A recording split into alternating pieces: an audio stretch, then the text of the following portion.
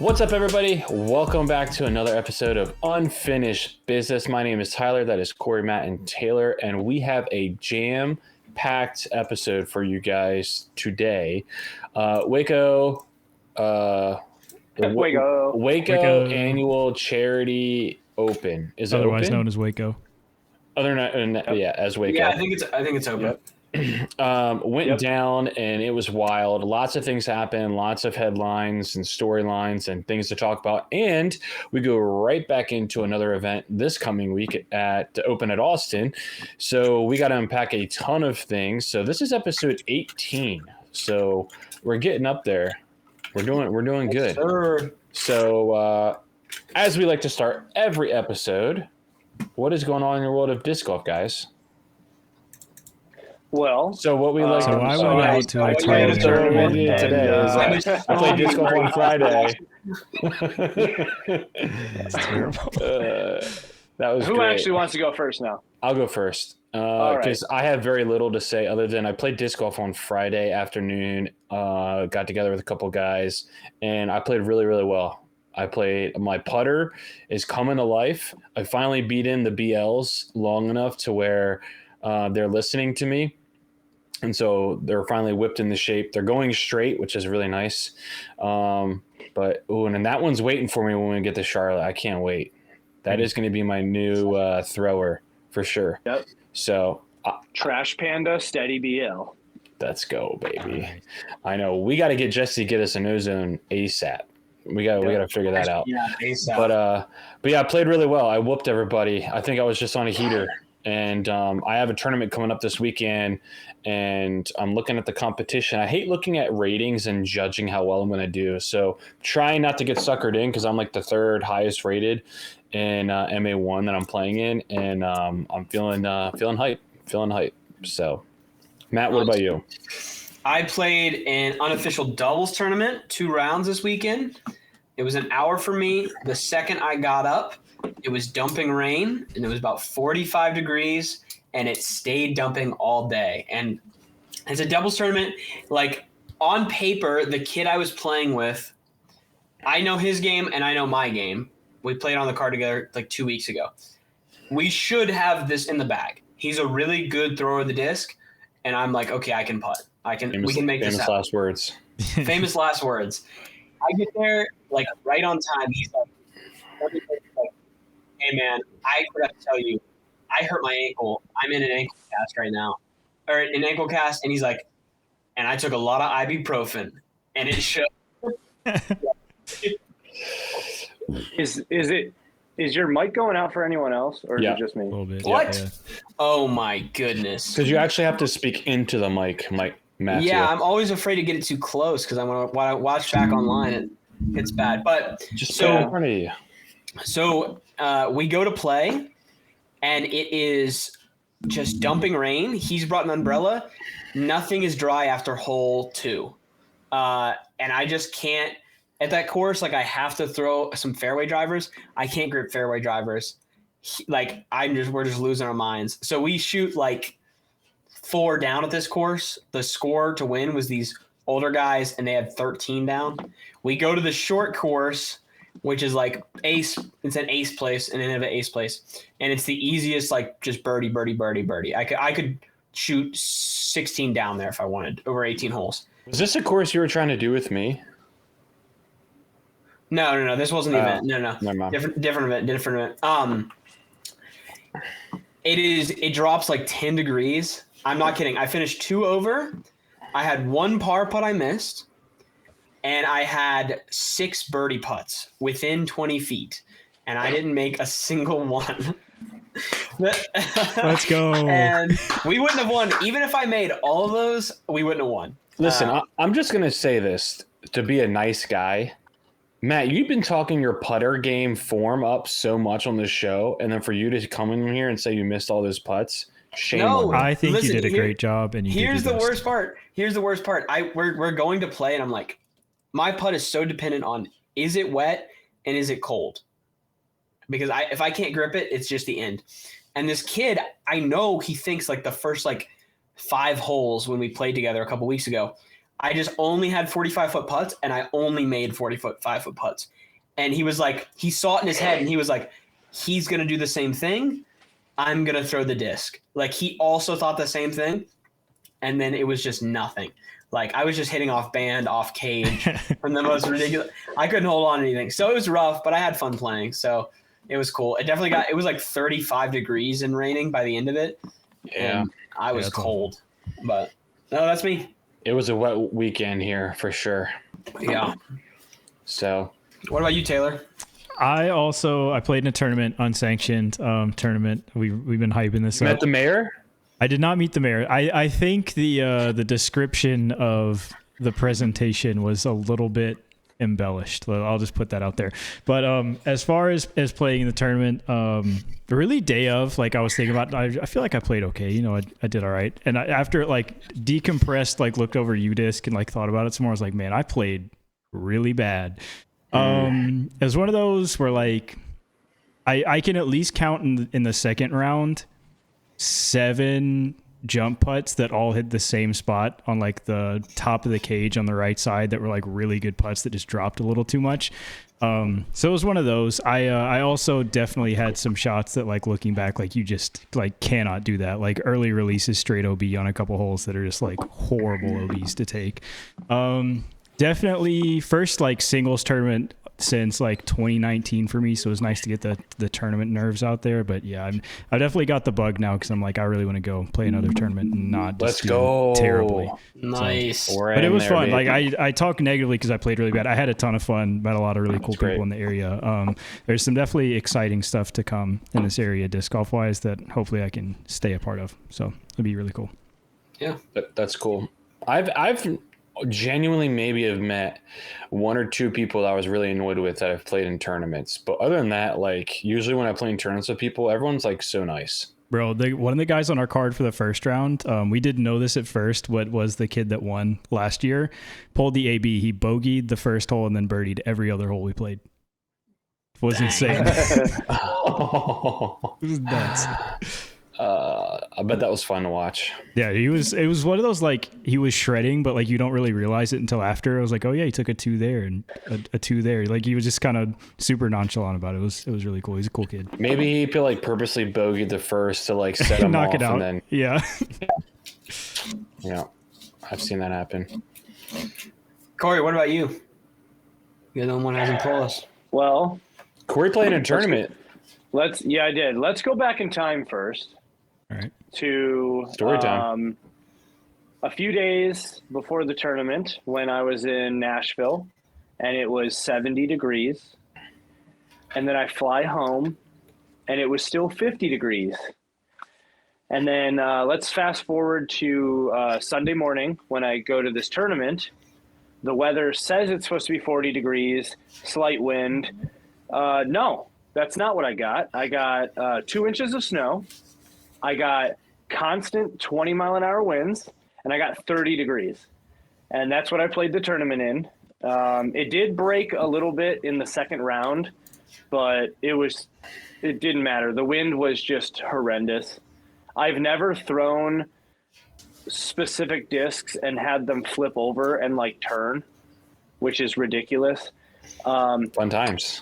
Yeah, so I also didn't play that well, but I still got 3rd place because no one played well. Yeah. Yeah. So it was a really weird tournament.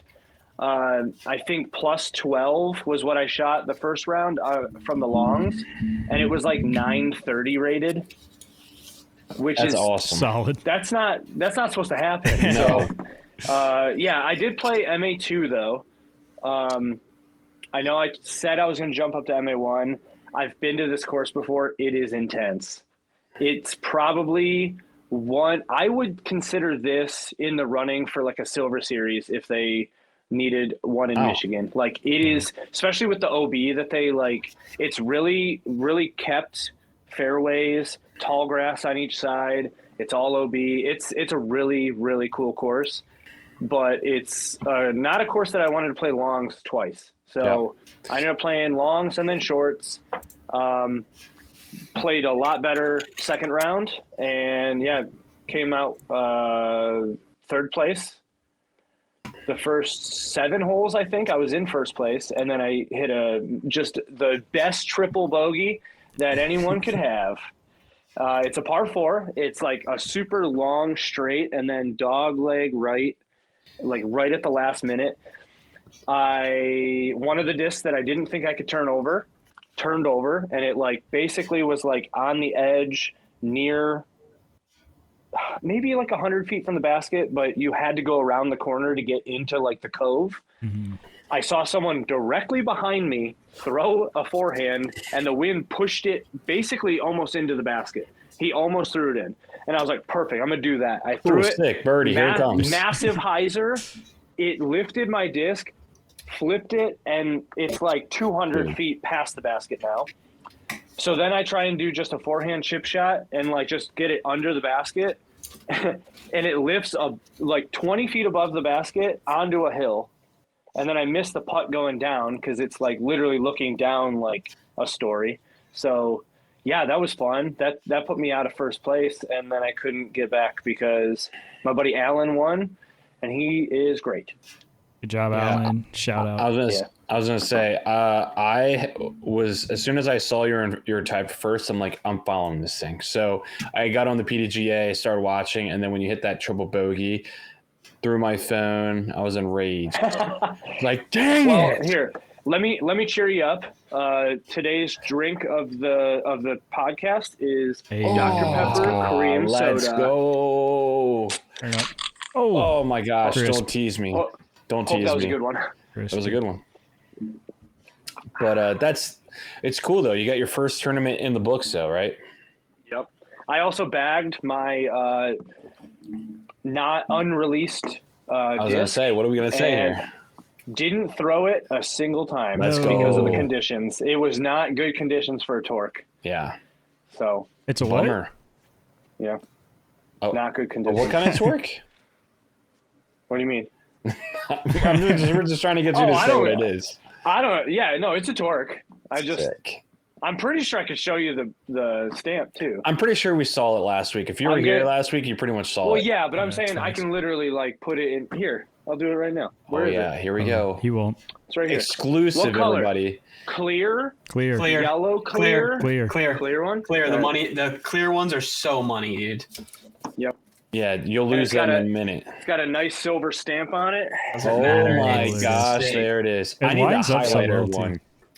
I know, that's what I'm excited about. The fact that you can do that. I am in the process of filming and editing the promo video, so that should be out soon. Let's go. But they release April 5th on infinitediscs.com. I wish it was April 1st. I don't have one anymore. I know, it should have been April 1st. That would have been amazing. That would have been so Corey. Should I do some more release stuff? Should I show people? Yeah, I don't know if I'm supposed to show this. Oh my gosh, here we go. Exclusives. Bro's getting crazy. Drew Gibson's calling me. Yeah. Shut the stream down. Speaking of Drew Gibson, go pick up this thing. This is a stamp I did for him for the interval. I've seen a lot of people have positive things to say about that stamp.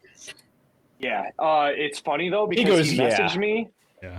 That was me. Yeah. No biggie. Thank you. Let me curtsy for you. Thank you. So he messaged me when I was in a hotel. I don't remember. I'm assuming it was Nashville or something. But he messaged me. He was like, "Hey, can you take this photo of me and turn it into a stamp and just make it cool with like the interval like font and everything?" And it only took me maybe 20 minutes, and I sent it back to him. And he just like blew up the DMs of like, "Oh my God, this is insane! I can't believe this. I can't believe you did like the tachometer like speedo kind of thing. It's so cool. Like that's amazing." And I was like, "Thanks, man." And then just like 5 minutes later, he goes, "Yeah, I'm a little drunk," and then shows me a picture of like a whiskey glass. And then we just had the craziest conversation of him just like talking smack about random things. Oh, it was fun. We need that. We need that. Yeah, we need that I know. So yeah, my disc 4.5. This already came out. I don't know if you can get them anymore, but I'm pretty sure we're gonna do at least one more run. Did he really sell out? I don't know if they sold out, but they did like pre-order. They did pre-orders, right? And then ordered enough. Yeah. And then I don't know if they're.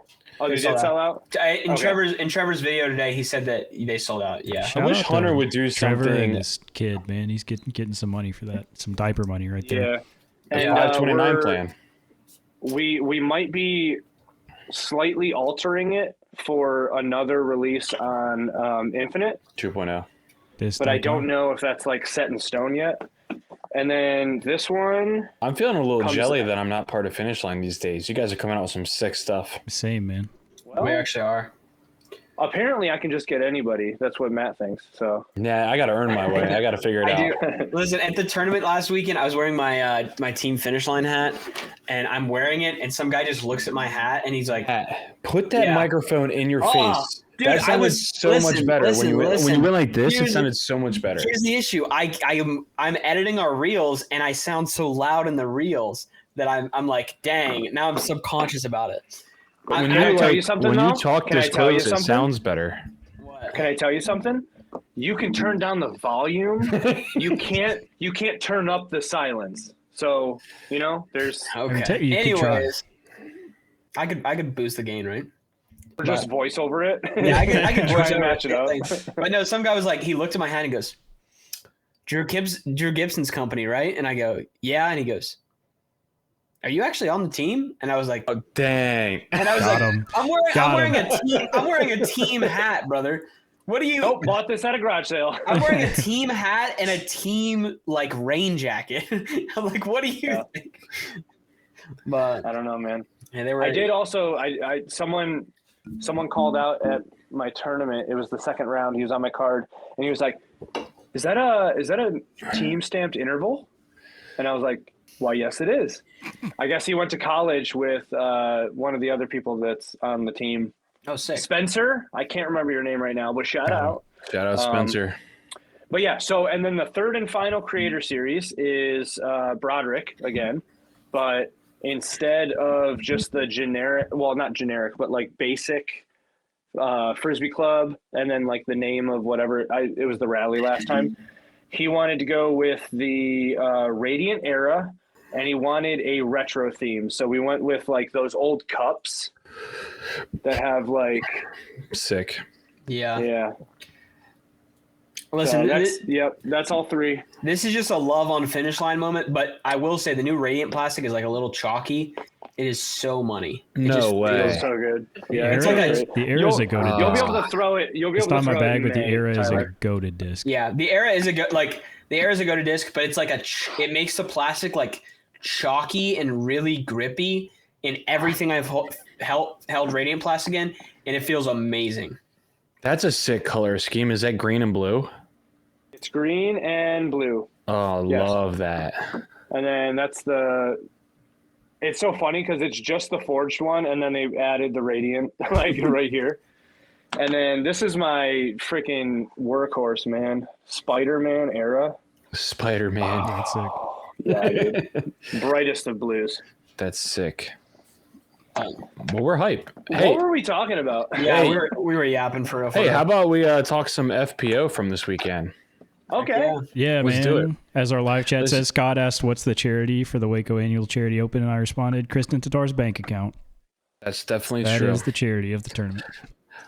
She is learning how to maximize every way to make more and more money, which is super smart of her to do so. And she's trying to say she's trying to push disc golf, which I'm sure she is, but she's trying to make that dough. She's also bred it up, bro. And Silver definitely got himself a sugar mama, so good for him, man. Good for him. He looked really good holding that bag this weekend. So, dude, he's a part of the wins. He's part of it.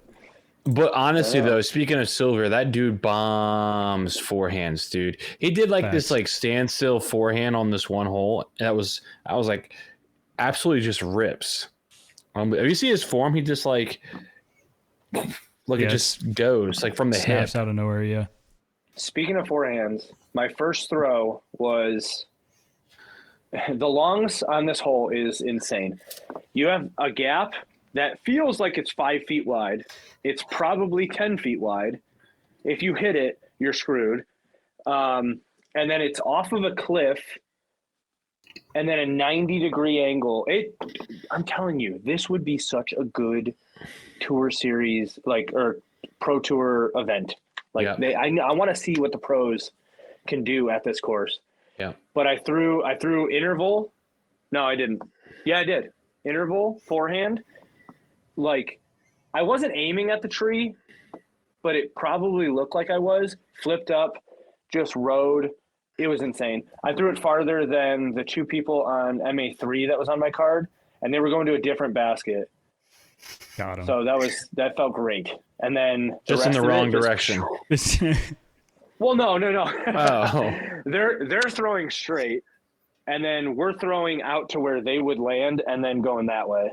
Gotcha. And I threw it further than they went straight. It was awesome. Speaking of forehands, I played disc golf today, and shout out to daylight savings time. Was able to play out after work.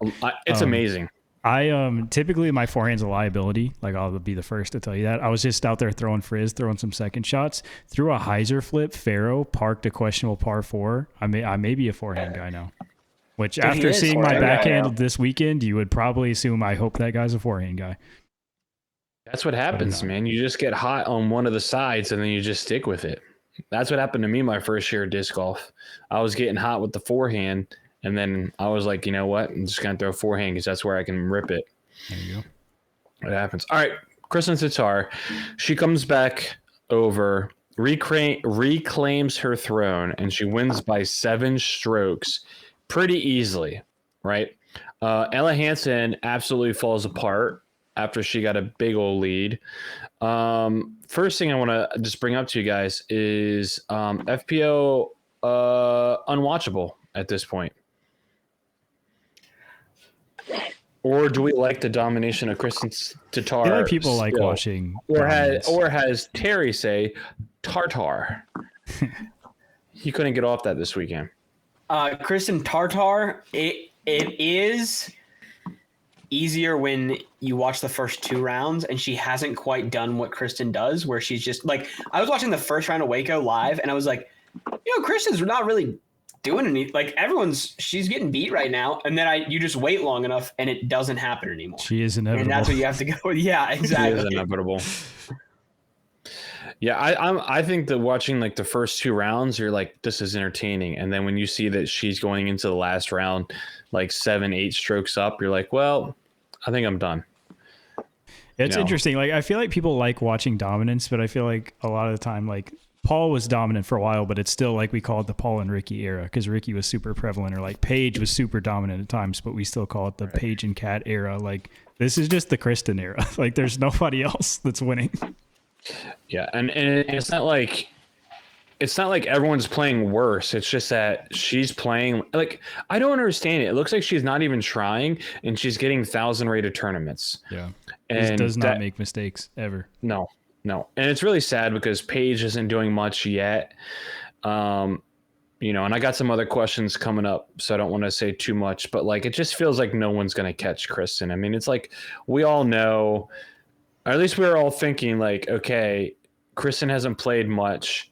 What is going to happen? And she said it herself, I haven't played any competition in 5 months. This is her first competition and comes back and smokes everyone. So maybe it was a good thing she hasn't played any competition, right? Because I was talking to someone today about golf in general, and they're like, well, if I've played a while, I start developing either bad habits because I'm starting to think about different things, or my mind, I played really bad and then I just spiraled down this the spiral or whatever of playing bad, and I can't get out of it. But if you're away for a long time, you have no negative thoughts before the tournament because there's nothing, you're starting fresh. So I almost wonder if that was a good thing for her, where she just hopped in and she's like, hey, I don't even know how I'm throwing. I just know what I've been practicing, and we're just going to see what happens. So the first round, it was definitely oh, she's got some chink in her armor. She's a little rusty. And then she closed out really well. And then she came out Tuesday just, and Saturday was the big day for her. She just came out and showed everyone that she's still the best, hands down. Mm-hmm. Well, I think one thing about her is she's very consistent and she doesn't try and get like distance. Yeah. Like she knows how far she can throw. Yeah. And she could put it on a dime. She Everyone else is like, I need to bomb. Yeah. So I'm gonna just like ruin my form just to get more distance, and it doesn't work. Yeah, They need to like. That's like my Paige Pierce take too, where like Kristen Tatar is the most talented FPO player that still will play golf. Like everyone else like gets in this mindset of like it's the old Simon effect, right? Like I can throw there, so I'm going to try to throw there instead of saying, Yeah, if I try to throw there, it's only a 10% chance of it going well, but I can, so I have to go for it. Where Kristen's the only one that like can get to spots that willing to say it's way more likely that I birdie or take a par on a hard hole if I just lay this up or go for a placement shot instead. And no one else like is willing to do that, it seems like. Yeah, I was watching Haley King in the final group, and some of the choices she chose to throw, I'm just like, why are you doing that? Like, she's so good, talented wise. Like, why are there not people working with these really good women and helping them manage the course better, or shot selection or whatever? I don't know. She chose to throw a disc that was more understable, and it flipped over, and she caught the OB, and there was like no reason to do so. Like she could have thrown something more stable instead of worrying about getting distance, like Corey was saying, and just got it in play, because getting it in play is way better than taking a penalty stroke. So yeah, it's frustrating to watch for sure. So I want to ask this question then. If we had to pick two players this season that were going to battle with Kristen, who is the two players that you would choose to be going toe-to-toe with Kristen this season? Anthony Barella. Got him. I want to say Holland, just because I think her practicing and her like showing her practicing looks really good. I just don't know if she can execute what she wants to do. Mm-hmm. Her circle 2 this weekend was really freaking good. Like I think strokes gains circle 2 was like 2 strokes better than everyone else. And that's been something that's been really lacking with her. So I think if she's getting her putting down, and it seems like she just needs to get it closer to the basket a little bit more. I was comparing stats between her and Kristen. They're very close, but Kristen was clearly getting in circle 1 about 10 holes more than Holland. And out of a 72-hole tournament, that's just a significantly more amount. Like if you're putting at 60, 70%, you're probably getting 6 to 7 more birdies. And that's pretty much what Holland got beat by. So yeah, I think. And then I don't know. Do you guys pay attention to style, like form, and like how someone looks when they throw? Yeah. I really want Kat Mersch to be good. Like, I mean, she's good, but like, I want her to dominate, because I think she has a really good form and like style to her throw. And I would love to see that like actually work more than it does. I think it looks so robotic looking though. But you like how it looks, right? Is that what you think saying? so? I think she looks like a whip. Like the way she actually like throws, like her like, not her backswing, but like her follow through is very like whippy. For me, it looks interesting. Yeah. I just found that we have tournament her outfit stats. Looks interesting. What'd you say? I said her outfit always looks interesting too. Yeah, I'm down for that. So yeah, lead card with some freaking lead card with like a Hulk Hogan mustache, dude. Yeah. What were you saying, Taylor? No, I was just saying. So I'm super happy that we have full tournament stats now, because I was trying to count things, and I did count these. And I'm going to give you a stat because my person's Evelina Salonen. Obviously, and I'm going to die on this hill once more, even though I said I wasn't going to. Her C2 putting for the event was 2 for 29. And she lost by how many?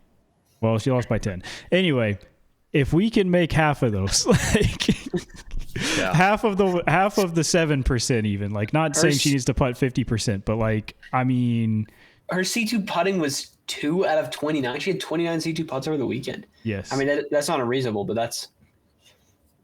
So, I will say. I'm going to die on the hill once more and just say she throws so well. And if she could just putt, like, and honestly, C1X 70% on the weekend, not bad. Yeah, but I mean, she was fourth in C1 in regulation, so she had her looks in circle one for sure. Go ahead, Matt. That's I was gonna say, if you said two people, I would say Evelina and Holland. Evelina, her putting, like, I was watching the first round at the Beast, and her putting was looking like not too bad. I don't know if you guys saw, she had that gnarly shot where she just threw in the woods and threw like a forehand roller, just directly parked it. But that's just a cool shot regardless. But her putting wasn't looking that bad. I still don't think it's C1X putting, Kristen Tatar and Evelina Salonen, both 69%. But at the same as Kristen. Yeah. The other thing is that, like, Henna was getting in the circle 46% of the time, and yet she only got to 8 under. So did I see a depressing video of her three putting a hole from 15 feet? I think someone posted. I don't know if that was from this weekend or not, but I believe it was Henna, and I saw one of the putts and I couldn't watch. I was so sad I couldn't watch. Gosh, yeah. Sorry, I'm just seeing things, pulling up stats. Her strokes gained putting C1X is -7. Yeah, that's not good. If I remember correctly, there was a hole that she played, and she had a birdie look. And Henna was 2 for 28 from circle 2 as well. That's what I was literally just looking at. If you look at, she averaged Henna 9 feet. led in both C1 and C2 reg, and she was just under. Kristen Tatar gained 23 strokes tee to green. Henna was 22, but yeah, just Henna was fourth worst strokes gained putting total. I mean, if she only went out of bounds 4 times, I'm telling you, man, if these girls learn how to putt, like, they're going to be going really toe to toe. So let's get back to that. So Holland Hanley, I would be on that team for going against Kristen Tatar. Who is going to be that other person that is going to challenge Kristen this season? Is it going to be Evelina? Is it going to be Henna? Is it going to be Missy again? Is it going to be someone else? Paige learns how to golf. The Simon Lizotte effect. Got hurt and learns how to golf. She did throw a standstill shot, but I don't think that was because she wanted to throw a standstill shot. I think it was because she was worried about her. Her wife needs to get her angry, and then they need to say, hey, keep it in bounds. And then maybe those 2 combinations, maybe she can come back. She's got to come back. She's got to come back angry or something. Yeah, 14 OBs for Paige Pierce this weekend. Oh my gosh! Why? She lost by 26 strokes. Oh my gosh, dude! You know how she could win? How? She could do things that are illegal that no one calls her on, and then stroke them for not calling her. That's a good plan, honestly. Yeah. Like, do things on purpose so no one's going to stroke her, like, on Corey's cracking falling the code. forward on a – well, I'm just picturing that one putt where she touched the tree, and she's like, you guys didn't even see that? I should stroke you. Do it. Send them. Right. Yeah. Yeah. I don't know. If I had to choose, I said 2 people because the one person I really thought was Holland. I think she legit could challenge Kristen. So I haven't watched a ton of Holland. What do you guys think is holding Holland back from challenging right now? She just makes weird mistakes at weird moments. You know what I think it is? I think it's focus, honestly, the whole round. Yeah. I think her mental throws her rhythm off, because when she's practicing, she's like on fire.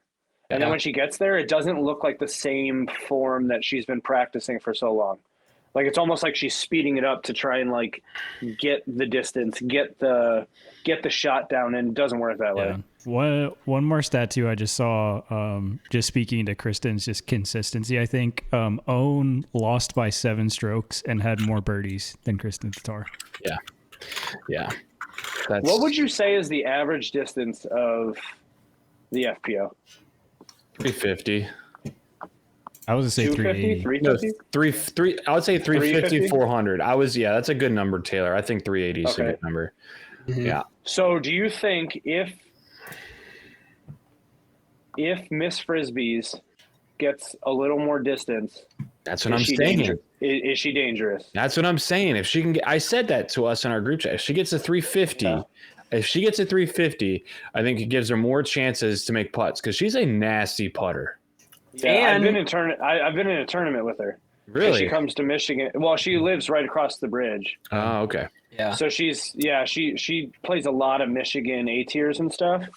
And there was one last year that she was in, and she swept everyone. Like not even a chance. Yeah. And if she had more distance in her, she could throw slower speed discs on wood shots, because that's what I saw, especially in round one.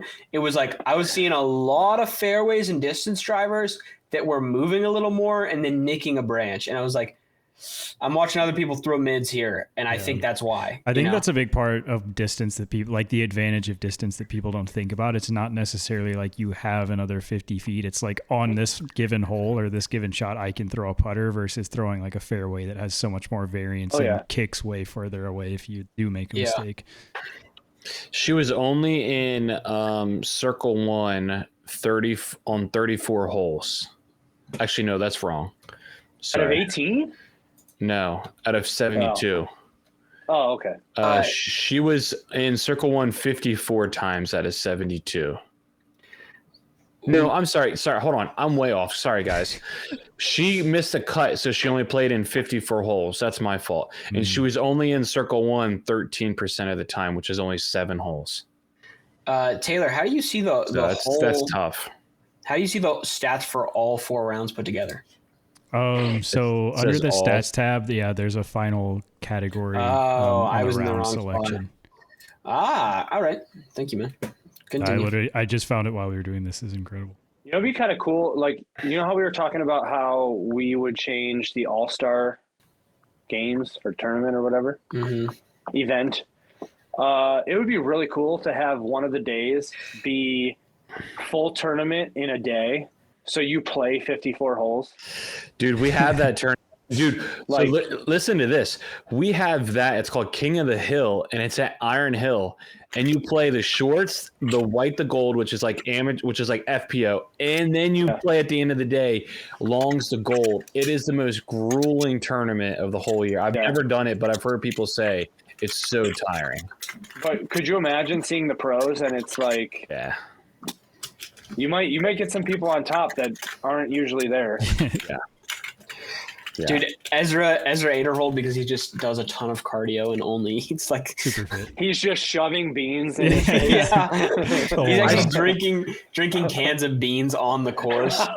I saw him. Put on his Instagram last week. I'm back on my diet. I'm so happy, and I'm like, ugh.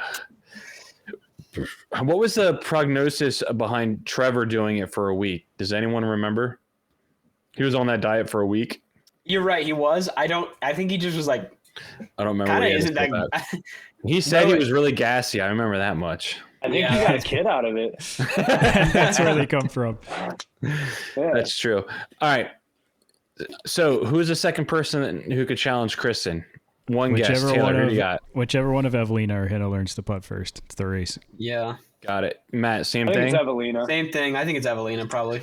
I'm going to go death being pointed at planet Earth. The fate of the universe. Iguodala. No, I'm kidding. I'm just going to go with I'm going to say same thing. If the putter can stay on it this year, I'll say Ella Hansen, which I'm not happy about it. I want to say Haley King, but she's so flaky.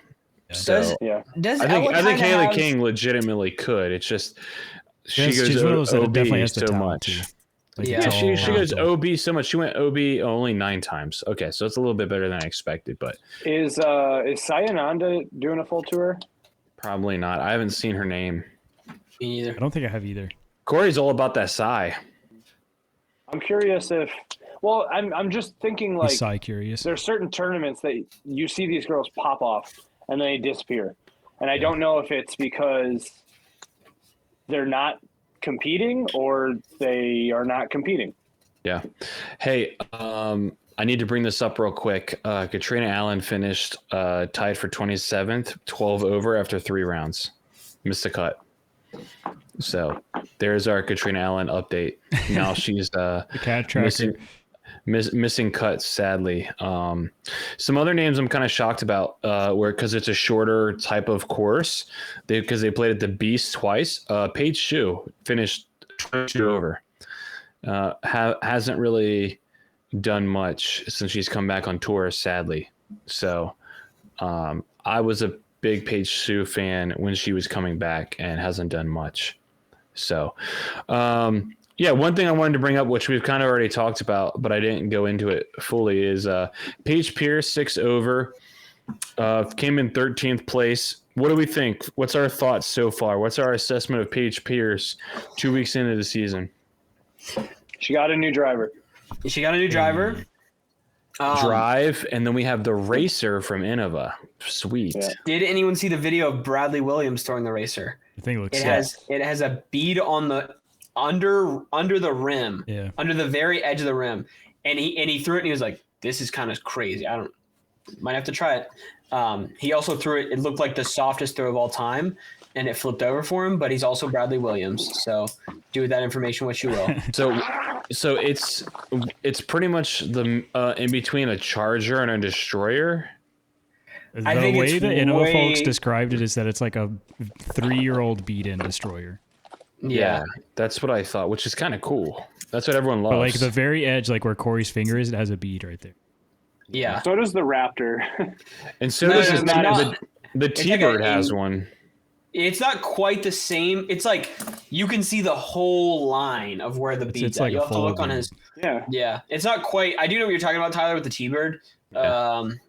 Apollo Disc Golf has a really interesting video on that's actually kind of sick. But I've seen it. It's like a thicker. You could just look at the back of this disc, not even seeing it very long, and you could see the rim. Like. Yes. I see that. Raptor does have it. It's just not as prominent. Yeah. But I'm interested. He said he was asking if that's why it made it fly like that. And the Innova team rep he got it from was like, I don't know. Oh no, yeah, who knows? It looks kind of like Metal Flake Champion. Makes it fly like that. Yeah, maybe so. All I know is my college alumni, the college I'm an alum from, are the racers, so I got to get me a racer, and I'm excited. Yeah. You can get a Racer 1 or a Racer 2 if you'd like. It looked like it was like in like a Metal Flake type Champion plastic. It looks like Color Glow. It looks like Infinite's Metal Flake Color Glow a lot to me. By the way, speaking of Metal Flake, somehow I have a neoplastic Metal Flake method that my buddy had that I picked up over the weekend that I sent to you guys. It's super sick. I didn't know. I have no idea how they got glitter into this thing. So that is sick. Anyways, Paige Pierce, any other thoughts? 13th. She's trending, or is this her going to be her new normal? I'm reserving Paige Pierce judgment until halfway through the year. Maybe after she tries to defend her title this week. I'm reserving that until she's like at a spot that she can use her distance to help her, which I think she could on the golf course, Lake Waco, but I think the Beast kind of held her. I still back think she's bit. in a spot mentally after the injury, just hearing her talk about it, where she's not like throwing tournament hard yet, like tournament power. Yeah, probably so as well. But I think so. Are there any FPO that's like predominantly forehand that's not Sarah Holcomb? I was gonna say Sarah Holcomb. Sarah Holcomb. Not that I can think of. Not that I can think of either. Let me go down the list. If Paige learns how to do a forehand, that is so much less on the legs. Yeah. Does Jessica Weiss tend to throw more forehand? I don't know. I don't think so. I don't know the data either. Because I'm just picturing like when I do a forehand, I just do like 3 steps. I don't do the whole like hop and skip and like put my body into it. If Paige learns how to do that, then I mean, what if she turns into a forehand lady now, and just dominates that way? Yeah, she's got to figure something out. So I didn't really look at her stats to see like what was the biggest difference between like her and Kristen. Scrambling looks pretty gnarly though. I She saw was only that her 20, scaling was 20 terrible. Yeah. 23%. Like you cannot be a good player if you're not getting like 50% or more. Like that's the biggest thing that I see with all the top players. Anyone who's in the top 6 is pretty much 50% or more, except for Own. Pretty much, Evelina is 45, but we can round that up honestly. So like that's the biggest 6. difference. I feel like for Yeah. Paige too, having 7% parked is not Paige Pierce like. You know, if Only someone you think 5 of times. being like really good off the tee. Yeah, I mean, yeah, when you look at Kristen, she's just like way off, except for the putting, I will say. Putting is almost very similar. So it looks like she just needs to get to her the throws down. So, but I don't think Paige's putting has ever been a real issue compared to Kristen, at least.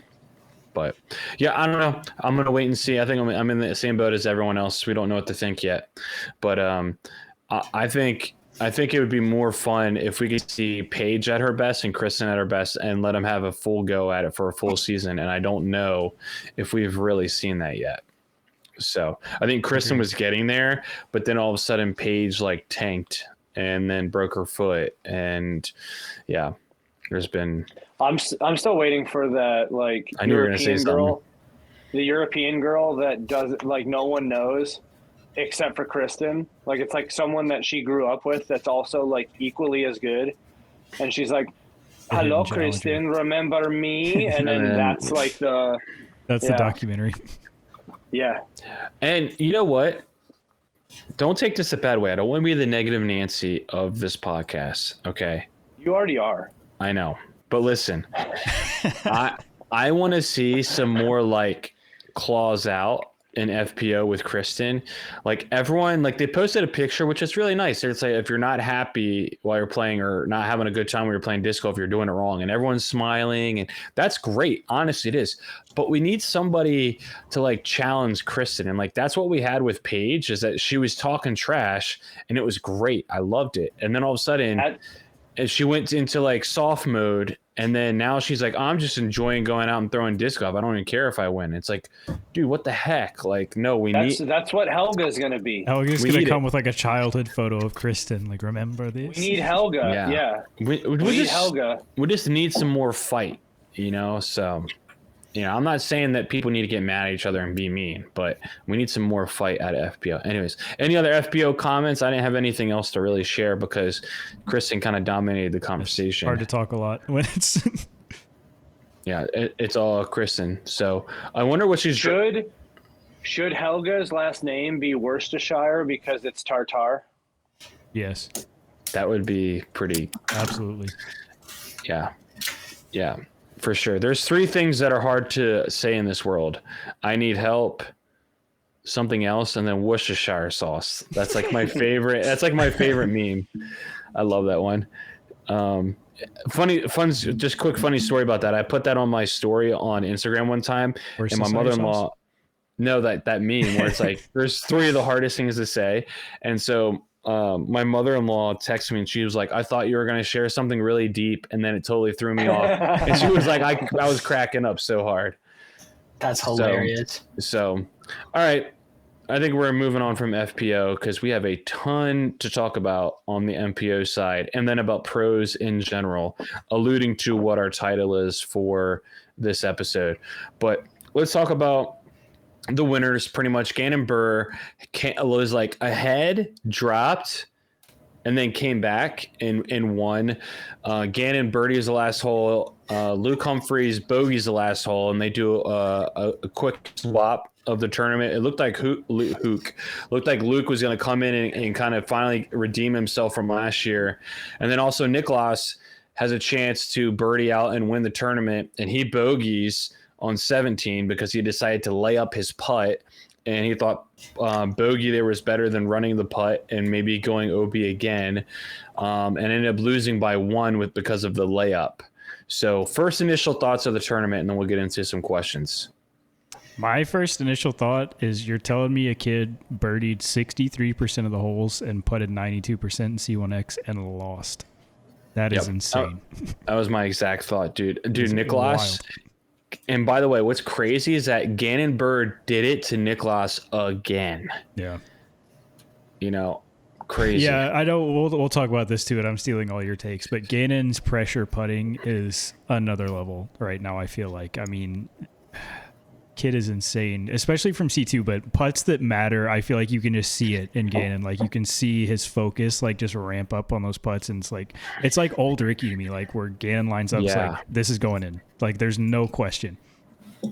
Yeah, but the other thing is that like down the stretch, Gannon missed like 2 putts. I mean, one is a spit out, and we'll get to that. But like, he hit the cage, and then he's had a spit out, and it was like, holy cow, the momentum's gone. How is he going to recover? But he just keeps going, man. He's like the Terminator. Yeah, except for hole 11. Yeah, I know. Hole 11 terminated him, man. The machine. It said, no, hey, you know man. what I think? That was in the contract for Prodigy for the lawsuit. Got him. Got him back. We're gonna have you have a major spit out, but we're not gonna tell you what hole. At some point down the line. I really wanted Gannon to come out and be like, by the way, I can finally say this. Those baskets are garbage. Yeah. Hey, Gannon would not have won, though, if it wasn't for my guy, Garrett, owner of Hooligan Disc and the Disc Barn on the bag. Shout out. Keeping his player calm. I wonder how that partnership came about. I know Gannon's thrown some Hooligan Disc before as like under the table promo, but yeah, I don't know. Are they making their own stuff now? They just came out with a proto, the Vibe. I heard that Gateway's making it, but I don't have any real data to confirm or deny that. Yeah, I actually don't know. That's the rumor I've heard as well, but I don't know who's actually making it. Gateway's putting out some stuff. Yeah, Gannon pretty much threw almost like 2-stroke. He almost gained 2 strokes putting over everyone else the entire tournament. So I wish I could ask him, be like, so are we good with the putter? You know, Gannon, are we good with the link? Also 8% parked. Yeah. Wild. Yeah, was he putting links this week? I was trying to see. Yeah. It looked like it. Yeah. It was last practice round that I saw him in. Go ahead. So last week when he was playing the Memorial, I could tell when he was putting, I could see the Link logo on his putter, and I was like, oh, so he did go with the links. So what is that like? As a non it's a KC AVR that doesn't fade as much. Okay. Does that make sense? It's beaded, right? It's very like rounded. It's like rounded smooth into like a bead. It's a very different feeling. But like he mentioned before, this one's he said in his interview, he said it's more glidey because it doesn't fade as much. And also it's a 2-speed putter, and he used to be putting with a 3-speed putter. So once that runs out of speed, that's, it's going to die. So he's not used to this. I think he said he's missed a couple more putts to the right than he's used to. So once he gets that figured out, I mean, he has figured it out. I don't know what we're saying once he gets it figured out. I mean, the guy was ballistic with the putter. It was unreal. Any other initial thoughts? Don't worry about the takes or questions I have that you know about. What was like your thought about the tournament in general?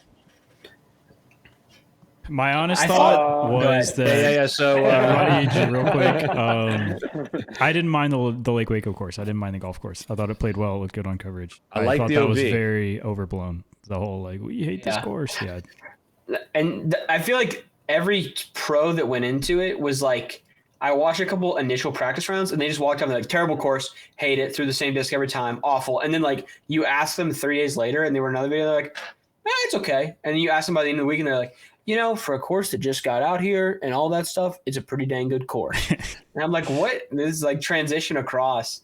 There's one thing I know: disc golfers love to complain. We're gonna get into that too. As possible. Don't worry. Yeah. So my biggest thing is I loved what they did with the golf course with where they put the basket and where you had to attack the basket from a certain like area or certain direction, right? And I heard some people complain, like I think Brody was talking about it, how like Ezra was like, this hole is dumb, and then he explained how the hole is supposed to be played and how it looks, and he's like, oh, this actually is a good hole. And when I heard that, I was like, this is exactly what I've been talking about, how disc golfers don't know how to course manage, like, at all. They think they can just throw however they want, wherever they want, and if the tree gets in the way, it's the tree's fault. It's not your fault. It's like, no, you have to learn how to manipulate your disc into a certain direction, which means if you have to attack the hole from the right, depending on what kind of throw you have, you need to place your drive on the left side of the fairway or the right side of the fairway. And I don't think pros think about that enough. They probably do, but I'm saying, like, very specifically, like, I think there's a certain area that's best to attack a certain spot, and maybe it's not. Go ahead, Corey. What hole was it? It was a par 3. It had a big tree on the right, and everyone was still throwing a hyzer and trying to, like, crash through it. Oh, it was coming down the stretch. I think it was like a 15 or 16, I believe. Yeah. I didn't see anyone, or, well, not anyone, but, like, most people did not either throw a forehand or a turnover. Yeah. Everyone's just trying to crash through that tree, which to me didn't make any sense. I think it's just because the hyzer is more reliable. That's the only thing I think of. But go ahead, Taylor. I think too. No, this just sparked a thought. Your commentary there. I think a part of the issue to me is like the evolution of disc golf, and this will get much better over time. But like, if you think about courses on the Pro Tour, a lot of them are courses that have been played for years, and we've seen good players play them for years. So the line's there. Like, you go into the tournament and you know the lines you need to throw. But I think we're just now getting to a point where, like, we have courses where they're advanced enough for today's game where you actually have to think like, oh, I need to approach this green from the left because there's a tree on this side, or I can get a roll away into OB on this side, where previously, like, that's just not a thought process that we've had in the game before, where it's like, I've watched this course on YouTube 800 times. I know what I need to throw. I just need to execute. Yeah, I think that I don't love golf courses, but I think this one was, like, excellent. Like, I could watch this one because what I also love was the way the baskets were placed with the OB. So it was like you can attack the basket at this angle and do whatever you want to do. But if you do, just know, like, there's OB here. Or if you get scared and you throw it to the safer spot, now you're putting at the OB. So I really loved how they placed the baskets around OB. I love how they use the OB. I haven't heard too many complaints in the end about, hey, there was too much OB. And when I knew personally, for me, like, hearing that Simon struggled at that course, for me, makes it sound like Simon could not figure out how to play with the OB. And I don't think Simon always knows how to play with the OB, except at the toboggan. But I think like, he struggled because you can't just throw whatever line you want. Like, there's a very, like, specific way you're supposed to attack certain greens. That's my assumption about Simon. But, like, when I hear people struggling in certain ways because they were stubborn, in my opinion, I honestly enjoy that, because they design holes to be played a certain way, play them a certain way, of how to best attack a basket. So anyways, that's my monologue. I'm done. The only thing that I don't like about golf courses is how often that they use the green as an OB. Yeah, I don't like that either. Honestly, we don't even need to be near the golf green. Just make the hole, like, to where it's not even like it's an afterthought to be like, oh, this is a golf course. There's a green over there. But I think golf courses say you can't step on our greens, and so don't even put the basket near it. That's what I'm saying. It's I know what you're saying. Instead of making it an OB, don't even put it in the hole. Yeah. Because there's a lot of area on a golf course. You can go from like fairway to another fairway to where you're not even, like, focused on that. Yeah, I thought the course was very well designed. Whoever designed that course, I mean, I'm gonna give you a B+. I mean, maybe even an A-, but yeah, B+. I mean, it was very well done. There was a couple spots where I was like, that's a terrible area for you to have to land your disc, and the footing is garbage, which is really sketchy. You don't want anyone getting hurt. But other than that, I thought it really had to make players think, and I loved that. Speaking of golf courses, though, if you haven't seen it, go watch my Palmer in Detroit video, 2 of the holes are getting moved. Ooh. I guess they're building something in the corner. So hole, I think it's 6 and 7 are getting taken out, which sucks because they just put in the tee pads. So Nice. there's like literally no point. But there is a lot of open area like on the other side of the course. So they're probably going to make like maybe a new 14 and 15 or so. They're going to put them somewhere. But it sucks because those are some of the holes that I really like. Sad. Yeah. I want to get right to Gannon Spit Out next. If you haven't seen it, you need to go see it. It's on hole 11. He hit pretty much dead center. If he missed, it was a little bit to the right, and it spit like directly out. Essentially, it kind of flipped over the rim. One of two things, in my opinion, and you guys can comment on what I'm about to say. One, either this is just another reason why we need to have regulated baskets, and the Disc Golf Pro Tour needs to figure out what the best basket is they want to use, or two, Prodigy needs to figure out a different basket to use at their tournaments, because that type of spit out is, my opinion, so unacceptable. Like, that cannot happen. Like, I've even putted into those baskets like softly, and it spit right out. Like, I'm not kidding, from like 6 feet away. Like, it was just a quick tap in, and it was soft, and it still spit it right back out. So what's your thoughts on that? Here's what I genuinely don't understand about the basket conversation, because everybody's like, we'll use regulated baskets, and the first argument is, well, manufacturers are going to hate that because they want to sell their baskets and put them.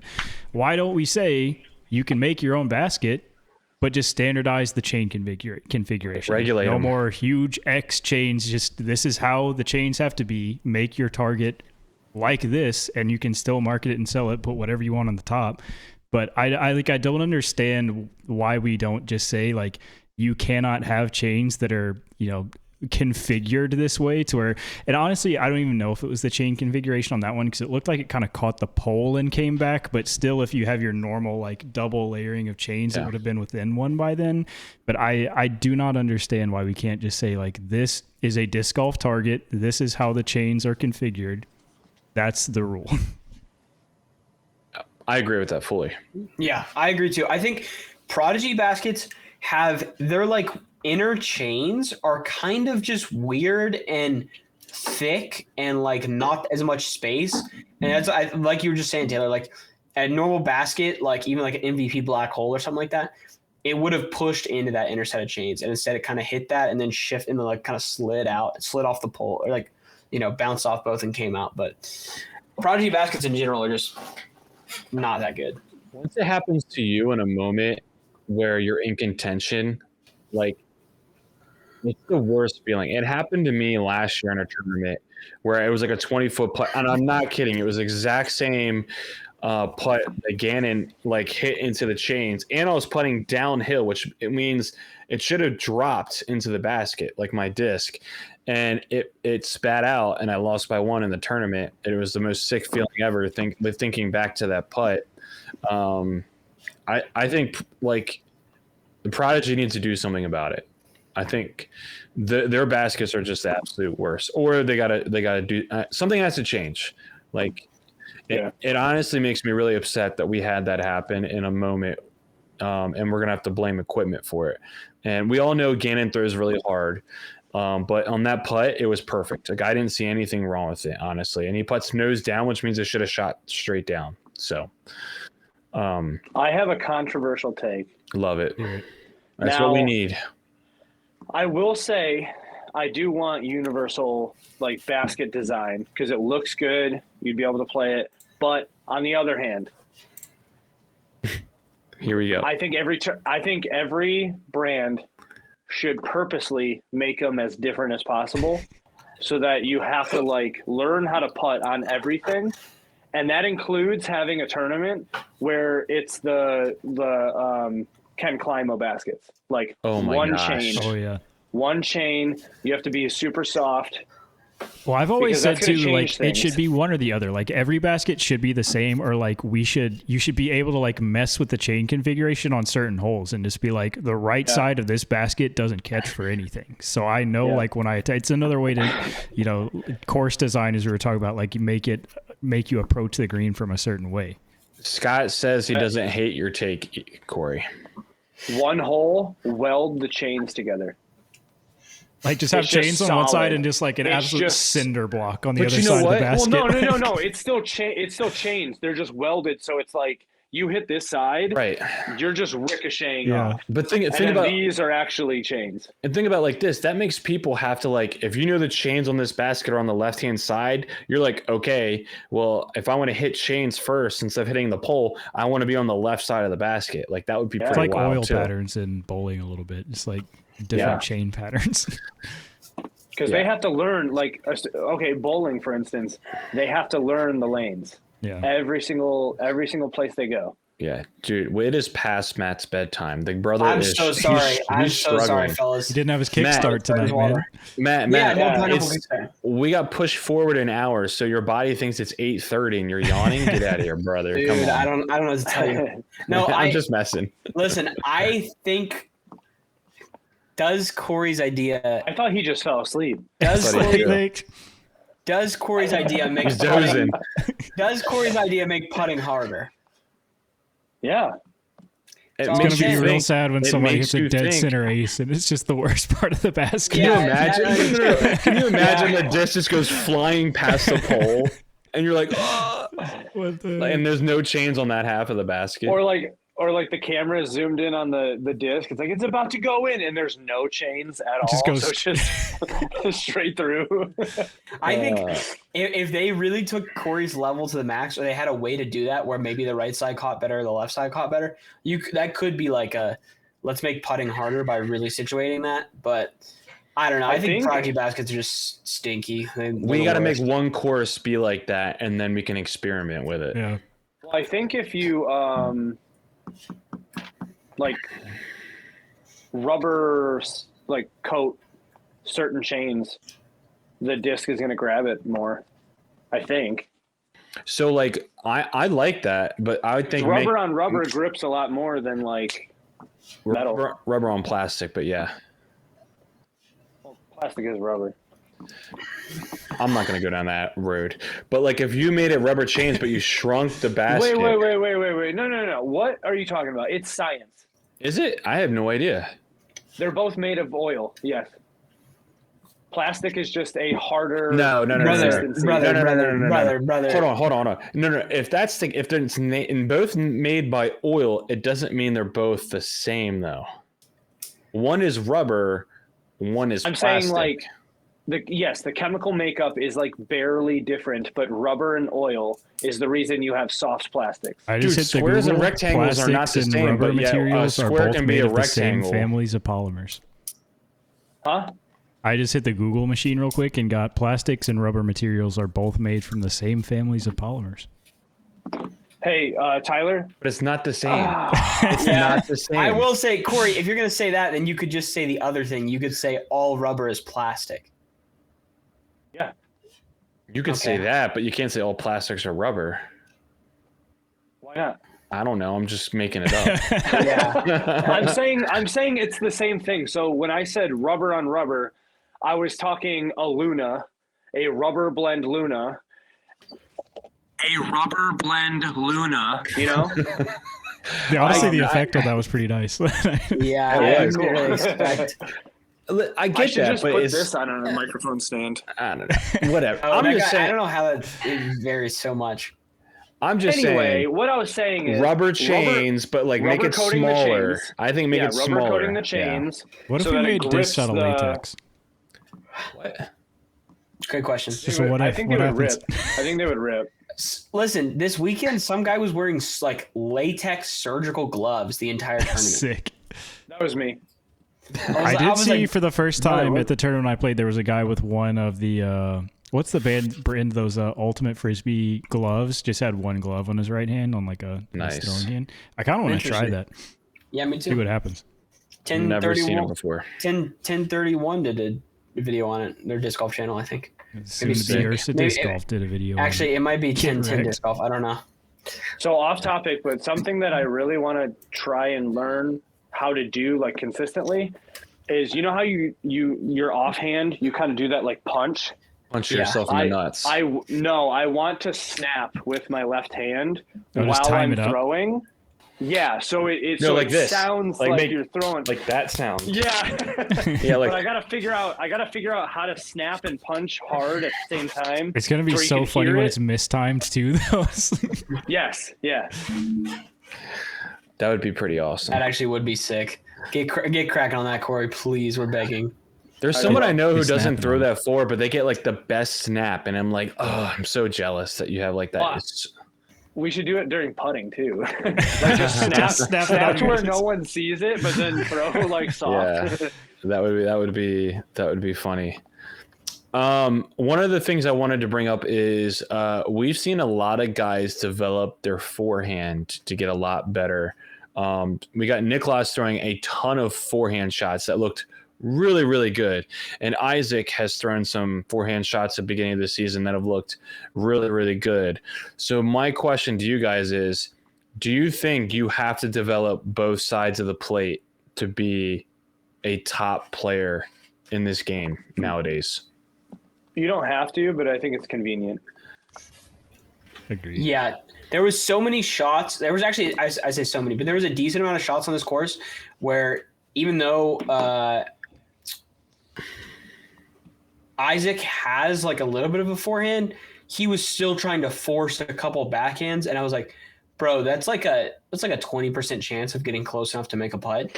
And if he had just a decent backhand, it would be like so much higher. Or sorry, was that you forehand. Trying to remember Isaac's name? Yeah, I could not remember Isaac's name, but I was just like, dang, like I was looking at that and I was like, if he just had a decent one, like he would just make his life so much easier in so many ways. I think again too, like when people think about the benefit of power being throwing slower speed discs, the benefit of having a great forehand is you can throw overstable all the time. Whereas like if it's windy, you don't have to worry about, my turnover turned a little too much versus, it stayed straight. Like it's just, I think that's why Eagle did so well when he had so much power on both sides versus like I have very overstable discs and I can throw any line I need to with very reliable discs. Yeah. I equivalent it to hitting a draw and a fade in golf.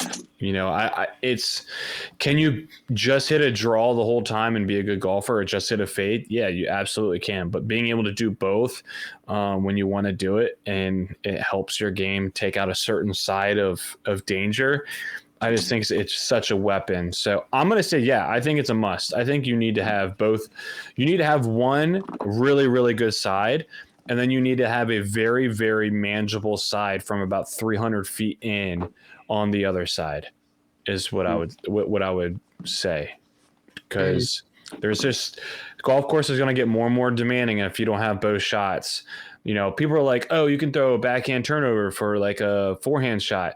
Yes, you can. And there's certain shots, but like it's a wider route to take. It's really hard if there's like a really sharp turn on a right to get that on a backhand turnover. So you really need to develop both, but you don't need to have like I just mentioned before, 300 feet in, if you have that forehand shot, you're fine. Off topic again, do you guys think the roller is kind of a lost art? I feel like I was watching the Jomez Pro practice round and Nate was laying down some nasty rollers. I was like, I feel like on golf courses, people just need to be like smanging some sick rollers. Your boy, the Rolo. Yep. I don't know because I haven't been around that long. I just feel like I didn't see anybody throw rollers on the golf course, at least. And I only really watched Friday. It's OB though. Sunday. That is true. Yuli threw a roller at the Beast in the middle of the woods. Nicholas threw one on 18. All right, I'm an idiot. Yeah. Everybody's throwing rollers. No. I take it back. No, I legitimately only watched like the last end of the final round, so I could have missed a lot. There was a couple people, and Nicholas threw one on 18, which was wild because I was like, dude, that's so risky. But he didn't even get. I remember that now. Yeah, he just didn't get as far as I don't think he thought he would, though. Yeah. So the ground is so unpredictable. Like, it's sketchy for me. Yeah, and I think the disc is like you need to know your disc and know what's going to hold the line best for you. so it's kind of touchy overall, but I feel like you could get someone who's just like amazing. I think it's the same way with tomahawks, bro. No one really uses tomahawks unless you're the Wolf Brothers, and like I love using the tomahawk. But it's just like you got to know. Like I don't know if I throw a tomahawk, what's gonna pan and what's not gonna pan. Like Matthew, you got to figure that out. I don't have a reason to throw a tomahawk ever. All right. If you're in the woods, thumbers are way more useful, just because my forehand's bad. But Thumber is gonna flip upside down. Yeah. And pan to the right. It's always opposite of the rim. So a tomahawk is going to flip upside down and come to the left. Right. So and that's years of me being a tomahawk and thumber thrower. Hey, I don't doubt you here. I just don't throw them ever. Like I don't even. Because I play in the woods so much, you have to learn. Like if you go deep, like you're like, all right, let me look up and let me see what I can do. And that's why I've become like a really good tomahawk player. Because I have learned. I know. Look out! Sorry, everybody. Hands are flying. Yeah, I mean, you just learn the angles and how flippy a disc to use to get yourself where you need to be. Matt, you need to work on it. I will. Most of the time, I just throw like the stupidest forehand flex ever and somehow get it out. But get your flippiest disc and throw it kind of at like a 45-degree angle from the ground on like a little bit of an angle, like for like a tomahawk, and then watch what it does, and then you can adjust from there. That's what I do. All right, we'll do. Yeah. I'll get to work. I got homework. There you go. So I'm just going to hop into it. We kind of talked about this earlier. Taylor alluded to it, but now we can kind of discuss it and decide. Is Gannon clearly the best pressure putter on the planet Earth right now? Has he surpassed like Isaac and Ricky? Like if you had to have a pressure putt, like if you had to make 4 straight birdies from 30 feet, are you taking Gannon for that moment? I'm still taking Paul, but I'm a simp. Oh my gosh, no way. I might go Ricky. I've seen him do it enough to know that like if he's in that position where it's like do or die, he's hitting them. I know. But Gannon was hitting them. Yeah, but he doesn't have a putt that could fall out. I think it depends on the putt too, because if like I guess Ricky's the same way, but Gannon's C2 putt is just nasty. Also, Rick gets way more spit outs than Gannon. IMO. I'll fight. Yeah, that's true. I've seen that. But Ricky throws hard as well. Honestly, if you took the character out of like the picture and we just watched the putt, I bet we couldn't tell which one's Ricky and which one is Gannon. I think it's the exact same thing. To Corey's point, one comes from way up here. Yeah. Also, Gannon throws from the hip, and Ricky does go up and down more. Yeah, that's kind of true. It would be really funny to just like scribble them out. Yeah, you could still tell it's like a 9 foot tall thing, and you're like, I don't know. Matt, who are you taking? 4 holes to go. We got to get 4 30-footers. Who are you taking? I think I'm taking Iguodala. I think I'm actually taking Paul. I think I stick with Taylor on this one. Let's go. As someone who's not as someone who's not like an entirely like Paul enthusiast, I think I still like just think about the number of years he's putted and how many putts he's made every year. And he just has that data. And like, when's the last time his form on putting changed? So all that is just, I mean, like adjustments, but it's not like he's done. It's not like an Evelina where he just needs to change everything. It was not last year. I think it was 2 years ago. Yeah. 2 years ago, he at the end of the season, he messed with it. I think it was 2 years ago. Maybe it was last year. Maybe I'm tripping. I don't know. I think I still have to take Paul. Is he going to be switching to the Kratos or no? No. He's just going to throw it. Just for throwing? Okay. More money. And more money. I don't know. Hey, I kind of want to get one of those new Paul grip bags. He posted a video that he was saying he wanted it as a throwing putter. He likes beaded throwing putters. Yeah. That's really interesting considering he threw a P2 for a long time. Yeah. Listen, I'm not Paul. He also threw a nose. I know. I'm just saying, like that's interesting. I'm just telling you the facts, man. I'm not even mad at you, man. You need to calm rubber down. and plastic are the same thing. I got to be honest. I kind of knew that. I was just trying to trigger you just for some clickbait. So there we go. Okay. Well, it you got it. Yeah, I think I'm going to take Gannon right now. I'm going to be that guy. I'm taking Gannon. I think he's just he's out of control. Like if you look at his, I was just looking at this like a half hour ago. Total putts made. He made 100 feet more of putts than Corey Ellis. Yeah, and then in third, he made 250 feet more putts than that person. So the dude was on fire. Actually, I think it might even be more than that if I can do quick math. So it's 1530. No, it's about 270 actually. He made more feet of. And what are the if you divide odds? that, Sorry, my ADHD's wild tonight. What are the odds that Cole Redolin and Bradley Williams have the exact same total putt feet for the tournament? really? Oh, I see that right now. 1141. That is so precise. Cole didn't even. And like the longest throw in for Cole was only 49 feet. Anyways, I don't know if that really matters, but what's funny though is the putts gained. The putts gained is better for Bradley than it was for Cole, which I got to figure out what the gained statistics are because I don't fully know how you come up with that, but I got to learn how to do that. So anyways, all right, we've got Gannon, Paul, and Ricky. Yeah, I'll do Ricky. Yeah, I mean, I would choose Ricky too, but I'm going to go with Gannon just to be a little different. So I'm on. So it's funny though. We would be 2 Ricks and 2 Pauls, which would have been awesome. So let's get into more like real quick, some more controversial like situational questions for you guys. Hindsight's 2020. If you're a Nicklaus and you're in that moment on 17 and you just went OB. Actually, let me back that up a little bit more. If you're Nicklaus and you're sitting on hole 17's tee box and you needed to go even par to win the tournament, how are you playing 17 and 18? Was 17 the like island style like hump? Yeah. Okay. Like, are you trying to play to the widest part that's even short of the basket? And then you're just throwing a chip up putter shot and tapping that in and moving on the 18. And you're just trying to, try to get a long circle 2 putt to get birdie on 18. And if you don't get it, you go par. Or are you still trying to go for the basket?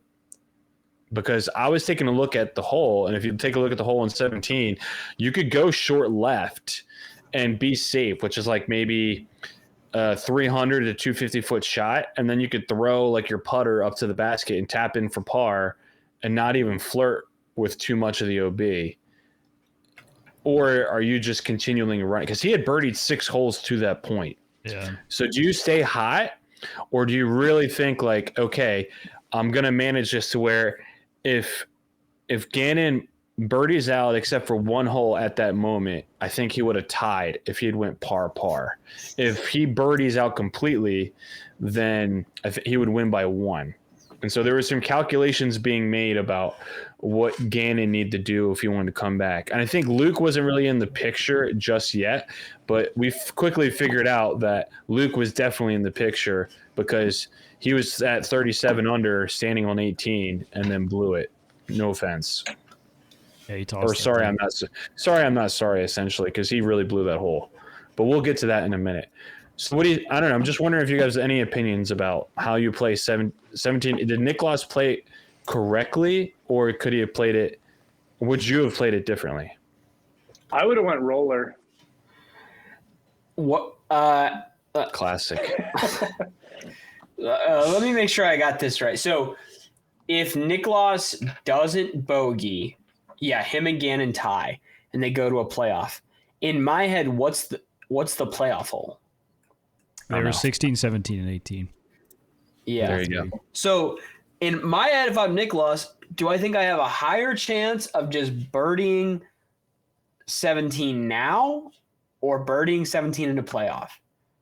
Well, I mean, that's my other question I was thinking about is that, like, so you could even jump to the moment where Nicklaus throws it OB and now he's got a circle 2 putt for par. And you got to be thinking, what's more likely for me to do?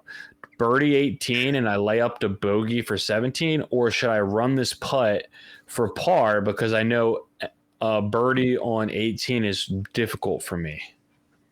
You know what I'm saying? Yeah, I think you have to putt for par there. Like I'm going to look at it real quick. Nicklaus day 2, par at 18. And he was putting, and he did not get into C1X in regulation. So he knows that's a hole that he's going to struggle on. So if you know you got to go even par, I just feel like you got to run that putt. And so Nate Doss was like, that's a smart thing to do. Just lay up and take your bogey and move on and just hope Gannon doesn't track you down. And whenever you put the word hope in your decision making, it's never a good thing, in my opinion. Like, but yeah, I think there are other players that's a safer bet. But I think Gannon has started to make a name for himself, and he will track you down. And that's so. I'm just watching the footage of Nicklaus. He didn't even have to throw it that short. It was wide open on the left. Right, like that's what I'm saying. He could have thrown it to like 100. Right. Yeah, that's kind of crazy. Yeah, but you see what I'm saying, thinking, right? In the moment, though, are you thinking that? Well, I mean, I would be personally like I'm like okay. So I'm doing the math. How many up? So like, I don't know how far Gannon was exactly behind. See, that's what I was wondering because I think they were 2 holes behind. Like they were pretty far behind. Like he had just parred 13. Yeah. And I think Gannon was on 14 when he was stepping up on 17. So at that point, Gannon hadn't even finished. So Gannon needed to birdied 4 of the last 5, which means he was at 32. I'm sorry. He was at 33 under, and Nicklaus was at 37 under. So you think he's got 5 holes to go, and you're up 3 at that point, I guess. I don't know. I'm just he needed he knew he needed to go even par. I think like they talked about it on 17. I think in my mind the mistake is really not going for that putt. Like I feel like he didn't miss a putt the final round. And I feel like you're shooting that hot. Like you have to trust yourself to just be like not put the what if in your mind and just be like I'm going to catch this putt. Oh, 32, 37. Yeah, that's what it was. So Gannon was 32 under and Nicklaus was 37 under, stepping up on 70. So he knew he had a 5-shot lead with 2 holes to go. And Gannon had 5 holes left. So you birdie a hole. If you birdie 17 and you par 18, you win, essentially. Or you could say the worst. For me, I'm thinking what's worst case scenario for me and what's easiest for me to do. And if he'd went par, then he would have tied Gannon, essentially. What did he shoot? What did he shoot on 18? Par. Yeah. Okay. He had a very long birdie putt. Okay. Let me ask you this question, Tyler, as someone from the golf world. Do you think is that a decision that like yes caddies would be making? Yes. Okay. Yes. That's what I thought. Your caddy is gonna. So, Matt, you need to watch PGA Tour for like a major.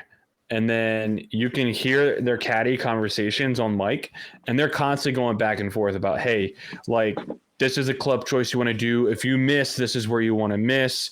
Like, hey, this is what we want to do. Like, it's very back and forth decision making. And obviously, there's a relationship where the caddy knows how much input he can give to the player.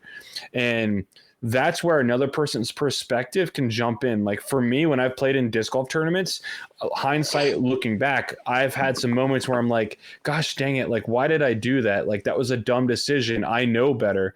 But in the moment, you only have so much time to make a choice on how to hit a shot. It's always nice to have another person's perspective there to say, hey, what do you think about this? And have some interjection. And Nicklaus, I think, had somebody carrying his bag, but like, there needs to be a conversation to be had and some math to be done. Hey, we're 5 strokes up. Gannon's got a birdie out if he's gonna get us. If we go par, or if you go birdie here and go par, you end it pretty much. What do you want to do? And for me in that moment, I'll if there's if I've struggled on hole 17, I'm saying, all right, we need to make a different decision here. Like he parred 17, Nicholas parred 17 on round 2. But he went par to end it. So it's like, okay, we have struggled on this hole. We know there's some wind. Play the safe shot. But I don't know. Yeah. No, in my head, that's like when I'm thinking about that, it just seems so obvious that someone who's outside of the emotions, or a little outside of the emotions at least, should be making that decision or not making that decision, but offering the general input for that. But I just don't think that anyone in disc golf is using their caddy like that. Like the closest would probably be Paul and Brad Hammock, Paul Ulivari and Brad, because Brad knows just like, if you watch Paul's practice rounds, Brad just knows everything about. Or Schleback and Gannon. I mean, Schleback was trying to make Gannon not throw a putt at the Memorial last weekend on hole 15 or 16. He was trying to tell him, hey, lay up here. And Gannon's like, no, I'm running it. And, it worked out for Gannon. I think Schleback and Gannon have that kind of relationship too. Not even just the emotions too, Matt, to your point, but also somebody that knows the stats, like Tyler's bringing up, like, hey, we haven't gotten 18 in practice. We haven't gotten it on, round 2. If we're going to get a birdie, it has to be on 17, or that knows like Gannon's going to close out these last few holes. He's playing really well. He's played well there before. Like we have to get one. Yeah. No, go ahead, Corey. I was just going to say another player that has that relationship is Paige Pierce and Skrillex. Facts. Like he really knows like how to get her moving, if you know what I mean. Yeah. I think as well, Robbie C, when he caddied for Brody last year, he said like he wanted to be there for every single shot Brody threw at the course, in practice or not, and he like had a book written down of everything Brody did, but then that just wasn't advice Brody wanted, and so Robbie just had all the research, and he was like, I think I would have to be at like 5 or 6 events for Brody to start realizing I'm attempting to be that judgment level. The day we started. Yeah, I'm sorry, man. I'm not trying to. I wasn't trying to. No. You're good. The day disc golfers start taking that seriously. I mean, Gannon is with Matt, at least. Matt wasn't his caddy for this tournament. We already talked about that, but it's just good to have someone else there who knows your game and knows your perspective. Like I have a buddy who didn't get into the tournament I'm playing in this weekend. And he's already asked me, could he caddy for me? Cause we just want to hang out. And I'm going to tell him, yeah, of course, because it's always good to have another perspective there, especially someone who knows that course. So, if Drew goes to Deglow, because he said he's still not sure about what courses he's playing, but if he does go to Deglow, I'm pretty sure I'm going to be taking the entire week before Deglow off and just running the course with him. That's awesome. Yeah. So if he wants my perspective, he can have it. If not, then you're a freaking loser, Drew. Yeah. Anyway, keep going. But no, I just like in my head, Brody or Drew, who are golf guys, especially Brody, should like track that across and be like, oh wait, should I use a caddy in the same way I used it for golf? But I don't know a ton about Brody's golf career other than, just a little bit of information. So I don't know if he ever even used that as much in golf. The only pushback, he didn't go pro because he didn't have a caddy. No. The only pushback I have about Brody in a caddy that would have a conversation with him about decision making is Brody's not fighting for like wins right now. No offense. So yeah. I think like you have to be somebody who's fighting for a win for that to maybe really for you to really utilize. Yeah, for sure. So, all right. Moving on, I just was curious about what your guys' thoughts were about that. And I wish we had Nicholas on and we could ask him directly, be like, what was your thoughts on? That's the thing I wish we would have. Sorry, this is going on a tangent real quick. I really wish when they people came off the green, we could pull people aside and they ask legit questions about what were you thinking going through this hole? What were you thinking when you went through this shot? It's always I don't think the questions are good enough when they go through these interviews yet. So I want to know what players are thinking about when they're making decisions. And so I want to know what Nick Loss was thinking on 17 to give us more perspective. Anyways, all right, seriously, moving on. So Luke Humphreys does it again, plays well at Waco, or is he having a breakout moment? Are we going to see more of him in the top 10, or is this just like a one and done and we're moving on with Luke? This is my only take. I will donate all of my points and our picks to Matt if Luke Humphreys is in the top 5 again this season. That's my line. I was gonna say I did not know what to think about this, so I was gonna ask Taylor because he's the one who picked him. Does Taylor? But that answers my question. Okay. Yeah. So if you guys are listening, Taylor picked Luke Humphreys as his dark horse, and so you get a point for the dark horse, and you get whatever bonus points there are for finishing in a podium position or the win. So Taylor picked up 2 points. I'll take the point again, but it was Corey that picked Luke. Oh, it shoot, wasn't sorry. me. It was Corey. Yeah, Corey picked Luke, and then picked up the extra point for I the don't even podium. want the point anymore. It's cool. I don't even like it. Yeah, I'm tripping, but no, that's. I'll take it though. Yeah, I think we don't see him again. I don't think we see him again either. It was nice knowing you at Waco. It was a great showing. Why does Luke play so well at Waco is really interesting. Well, it wasn't even just Waco. It was the beginning of the tour because he almost he did well in Vegas. He was in contention for Vegas. Yeah, which Yeah, is like last year. I would not think of Luke Humphreys as winning Waco. Like, no offense, it's just not like Not even I would think his Vegas. game. Yeah. Also, I really thought a lot of our normal leaders would have just blown through Lake Waco. Like who? Like Ricky, Calvin didn't play, right? Yeah, Calvin didn't play. Calvin, Ricky. I feel like there was I don't know. I just feel like Isaac's the not people up there? that we. Yeah, well, I don't think Isaac. Even though Isaac can throw far, I don't look at him as like an open course player. Yeah. But like a lot of the people that are normally in the lead for open courses didn't really do well on the golf course. AB struggled round 2 at the golf course, but I think it was a little windy from the delay. So I think that back 9 he struggled. Okay. But he ended up finishing 4th. But he only shot 2 under on Friday there, which is astonishing because he lost by 6.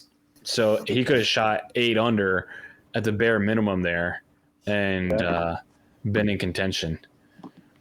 But yeah, it was. I loved the leaderboard. It was so fun to watch some of these guys who are a little more out of their prime, we could say maybe, or maybe just aged a little bit. Maybe it was cool to see those guys fighting up there for sure.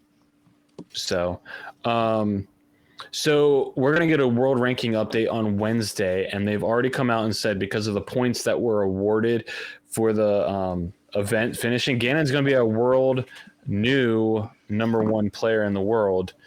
How long do we think he's going to hold this position, or is this going to be short-lived? I think he could hold it for a while. I think so too. Yeah. Especially with the tournament. How long, Matt? How many weeks? Let's see. It's open at Austin, and then what else is it? Wait, let's see here. Yeah, Hold up. Go with your gut. Go with your gut. I've got it up. Because we know your gut isn't helping you when you make your picks every week. So yeah, man. hey, man. I'm trying to dig that knife in that so bad. I was gonna say respect 5. What Corey said. 5 Yeah, weeks. I'll go with 5 weeks. I think that's reasonable. I'm gonna go on like a crazy limb and say Gannon doesn't give it up the rest of the season. Oh. I think he'll be number 1 player. I think he'll be the number 1 player the whole rest of the year. I don't think Is there's he anyone going quite. to Europe this year? He has to. Didn't There's last no year. way. That's true. There's no way he Oh, can. also about the 5 weeks, I never said he wasn't going to get it back. Right. But I 5 agree. weeks of Right, in a row. solid Gannon. I Yeah. mean, we could also say we know Prodigy doesn't like to pay people, and he's with Discmania now, who is the primary sponsor of He's European comfy. disc golf. So I feel like he's going over there. Yeah, and I think I just think for Gannon, there's no more questions to be answered for him. Like he's got it all. I mean, I don't even know like what you could say an issue is for him. Like even his scrambling, I think, was pretty good. It was 56%. I mean, it's above 50, but that would be my only concern. Like he doesn't scramble like Ricky scrambles yet. Scrambled egg Rick, but I don't think there's any more questions to be answered for Gannon. But I guarantee you, in his contract, he put like something in there that says like me and the other Discmania boys are going to like you're sending us to Europe. Yeah. Which brings Alden, which brings Bobby. Yeah. Which brings Gavin. Silas. Yeah, there's bring the boys. Yeah. Bring my boys with me. Gotta bring Matt with me as my caddy. Mm-hmm. He's a Discmania boy too. Send him over there. Yeah, he is. That's what I'm saying. Like Gannon, I bet got his whole he got all his boys fed. Mm-hmm.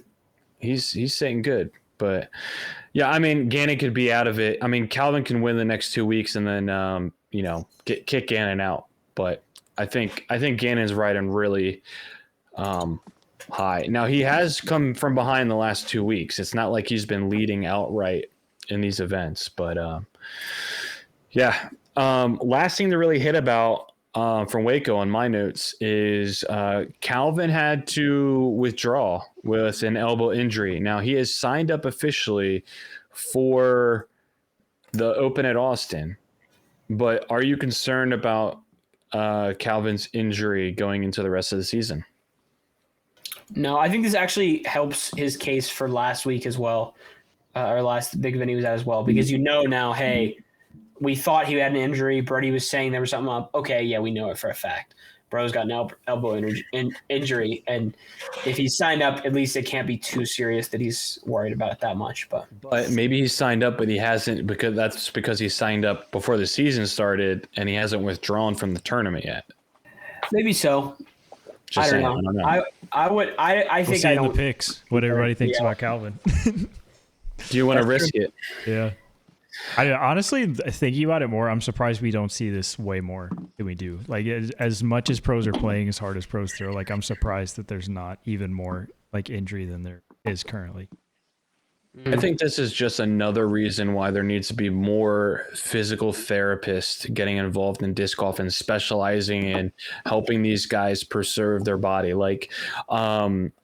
Like I mentioned, I think earlier in the episode, I was watching Full Swing, and for the last 2 seasons in Full Swing, which is like the Netflix behind the scenes PGA Tour, like you see all these guys doing very unique movements in the gym. They're not just lifting all kinds of weights to help preserve their body and their muscles that they're using. So I think once there becomes some sort of PT standard for disc golfers, maybe we'll see a better longevity, because we're seeing everyone get injured and everyone get hurt. The only person that I can think of that doesn't get injured based off of like pure throwing would be like Ricky. Ricky seems to just flare up from limes, and that's his issue. But like Ricky seems like he keeps his body intact because he's trying to do all the right things as much as possible to keep himself intact. But like you have all these guys who've been playing forever; they're all have gotten hurt at some point in time. So hopefully we don't, there can be some sort of standard on taking care of your body in disc golf for longevity. So I was gonna say like did Ken Climo have injuries? But yeah, that's why he doesn't really play much anymore, because of his back.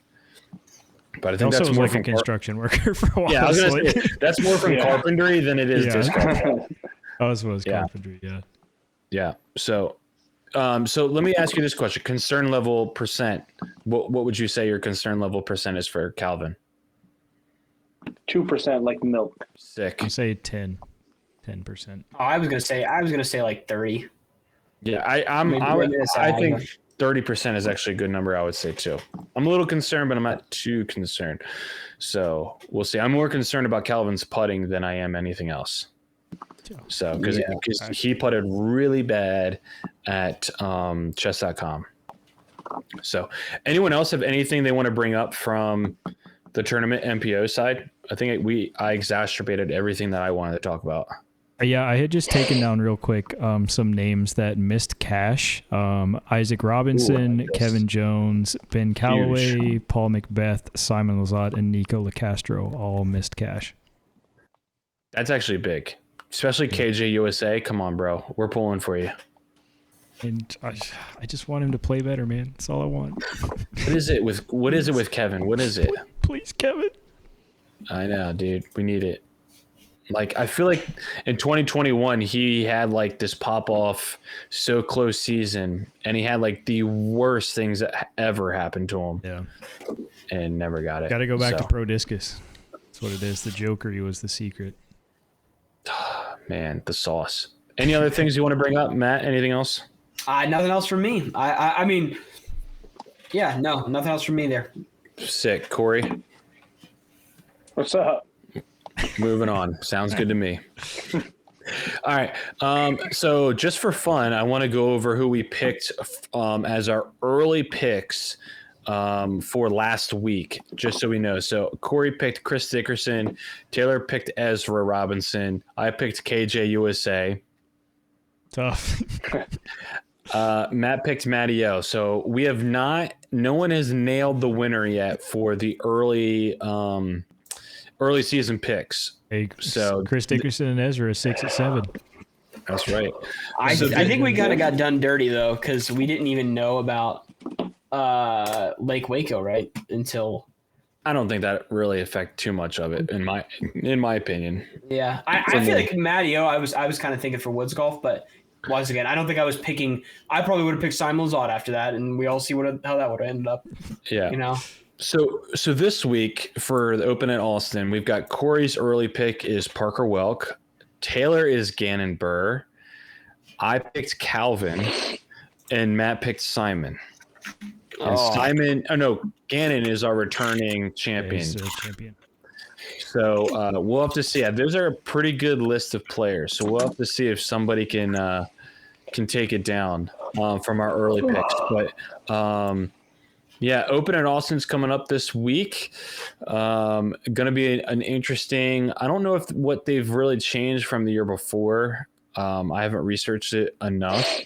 But let's go ahead and let's do our picks right off the rip. So the order that we need to go, I need to fix the order. So the point total is I picked up, just so everybody knows, I picked up 4 points from last week because I picked Gannon the winner. So that's 3 points, and I got Nicholas. And so there's the 4th point. Matt still got the goose egg. Corey picked up 2 points for Luke Humphreys, and then Taylor missed out on points. So the point total is Taylor and I are tied for first at 4, then Corey at 3, and Matt at 0. So Matt gets first pick, Corey gets the next pick, and because I was lower than Taylor going into the week, I get 3rd pick, and then Taylor gets 4th pick. So let me just adjust that really quickly. How is the best way to do this? I'm just going to do it this way. Matt, Corey, Tyler, and Taylor. Okay, got it. All right. Matt, what is where is that list? Which one? Who's playing? I'll send it to in the Discord right now. Yeah, I've got it open to check everyone's picks. I did say Parker Welk is in fact playing. I just checked. I'm gonna. So I get. No, I'm not gonna. Matt's got to dig deep. He's got to get some points on the board this week. I'm so desperate for points, and I have no idea how to make it happen. Too. Gosh dang. Let's see here. Just so it's a fair trial. I'll call it a trial. This was the top 10 that finished last year. Gannon Burr, Simon Lizotte, James Proctor, Calvin Heimberg, Austin Turner, Mason Ford, Ezra Aderhold, Eagle McMahon, Vino Makala, Kyle Klein, Corey Ellis, Johanna Heinonen, and Paul Macbeth. So I did not realize Mason and Austin were so high up last year. That was the top 10 last year, just so you know. Yeah. Huh. Okay, I'm gonna stick to my gut here, and I'm gonna take James Proctor. I think I took him last week, and I just took him a week too early. There it is. I believe these are purely based on just how much I believe in someone. So I think Matt's officially trying to tank now. That's what I'm saying, man. All right, Corey, you get to pick next. You guys let Gannon go to Tyler. I'm throwing a fit. I'm raging. I'm trying to just be heartfelt here. Are you gonna pick Gannon, Taylor? No, because Tyler's gonna pick him. Tyler's Right. right. I'm going Isaac Robinson. Let's go. Oh my god, guys! I believed in the heart of the dang. I have to go Gannon. Yeah, that would be crazy not to. Oh man, I didn't think about that. Who would have thunk about that? But I definitely am going to go Buck Wild on my second one, though. Let's go. I'm going Buck Wild to start. Give me Bradley Williams. Oh, my Dude, God. I was going to take Bradley Williams. Nice swing there. I'll take it. And then Taylor gets the... Oh, I get to go again. All right, I'm going Wrap Buck Wild around. again. Give me Mason Ford. Oh, my gosh. That really is a crazy Hey, led in C1 and C2 reg this week. You saw that, didn't you? I did. I want to look at one thing really quickly, but I'm pretty sure I know what I'm doing. Dang it. Man. No, I'm not going to go Buck Wild. Yes, I You am. loser. Oh, and I'm not. No, I'm not. Yes, I am. I'm going to go AB. I think I can get this guy coming back, so that's why I want to wait. Corey? Okay. Cole Dolan. Oh, man, that's a good one. That is a solid one. I think he I can know. do it. I think he can do it. Yeah, I think that's solid. I really just need to just play safe here. Dude, what in the world? Give me Kyle Klein. Give me Iguodala. I think Kyle Klein is actually the safest pick anyone can take this season. Yeah. Other than Gannon. And you get to go again, Matt. You're so right. I do. I'm literally just scrolling lists trying to figure out what I want because I feel like I don't know enough about the open Take your roster. time. You're good, man. Take your time. I don't want you to choose someone you don't want to. Austin Turner was in the top 10 last week at Tee to Green. Dang. I'm Can gonna you do it again? go. Someone already take AB? I did. Ah, dang. Loser. I was too locked in on the list. You were. Dude, Ezra Robinson played really well. I think I'm gonna take Ezra. Like this week. Did he not? Am I smoking crack right now? Are you He taking was- Ezra? he was He's top 10. He's 7th place. Yeah, I'll take Ezra. Give me Okay. Ezra. I'm fine with that. Corey, who you got? Nicolas Santala. Great pick. Yep. I just want to make sure he's in the tournament really quickly. I think he is. Nicolas is in the tournament. No, he is. I'm thinking about my pick. Oh. Where is she? Ah, there she is. I'm going Goose. I like that. I think he's going to get the monkey off the back. That's why I waited. All right, here we go. My best pick for last. Give me Nico LaCastro. Wow. Love it. Did we say outside the top 40? Is that correct? For Yep. the Out of the the current world rankings. Oh, do I Yeah. get to do? Do I get to do my dark horse first now? Yep. Give me Austin Turner. Dang it. Yeah, I was eyeing him up too.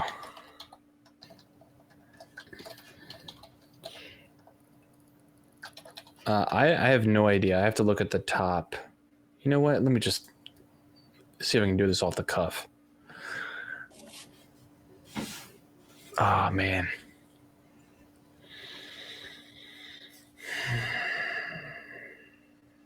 How sick is it going to be when Nico wins? Do I go Kale LaVisca for the third week in a row? I don't know about Commit that to one. the bit. Tyler. You got to commit to the bit. That would be hilarious if I just went Kale. Nah. Pick Kale until he's within the top 40. You'd be pretty healthy. It's true. How did... Hold on, let me just see one thing real quick.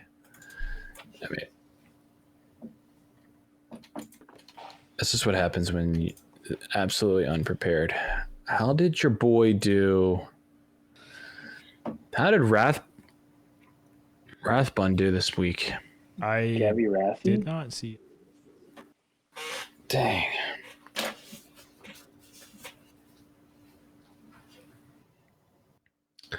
All right, let me just see here. Let me just find He a was rant. 96th. That's pretty not good. I'm gonna go. If he's not in the top 10, I need to, or top 40. I gotta look. I'm gonna go Joey Buckets. Can you? Did someone check that? Okay. Listen, fellas, He is 35. I can't take him. I said Send me that list in the Discord real quick. I'll straight give you this one, Tyler. Oh wait, no. Do I want to take this one? I might want to take this one. Just wait, man. You need all the points you can get. Yeah, I might take this one. I was gonna take someone, but I'm gonna take this person. I'm just looking at this list and I'm just going. Oh, Albert Tom. I'll take him. Albert Tom. He finished in the top 15 last year at this tournament. Where did he finish last year? He finished 16th last year. So I'll go with Albert Tom. That's a solid pick. Yep.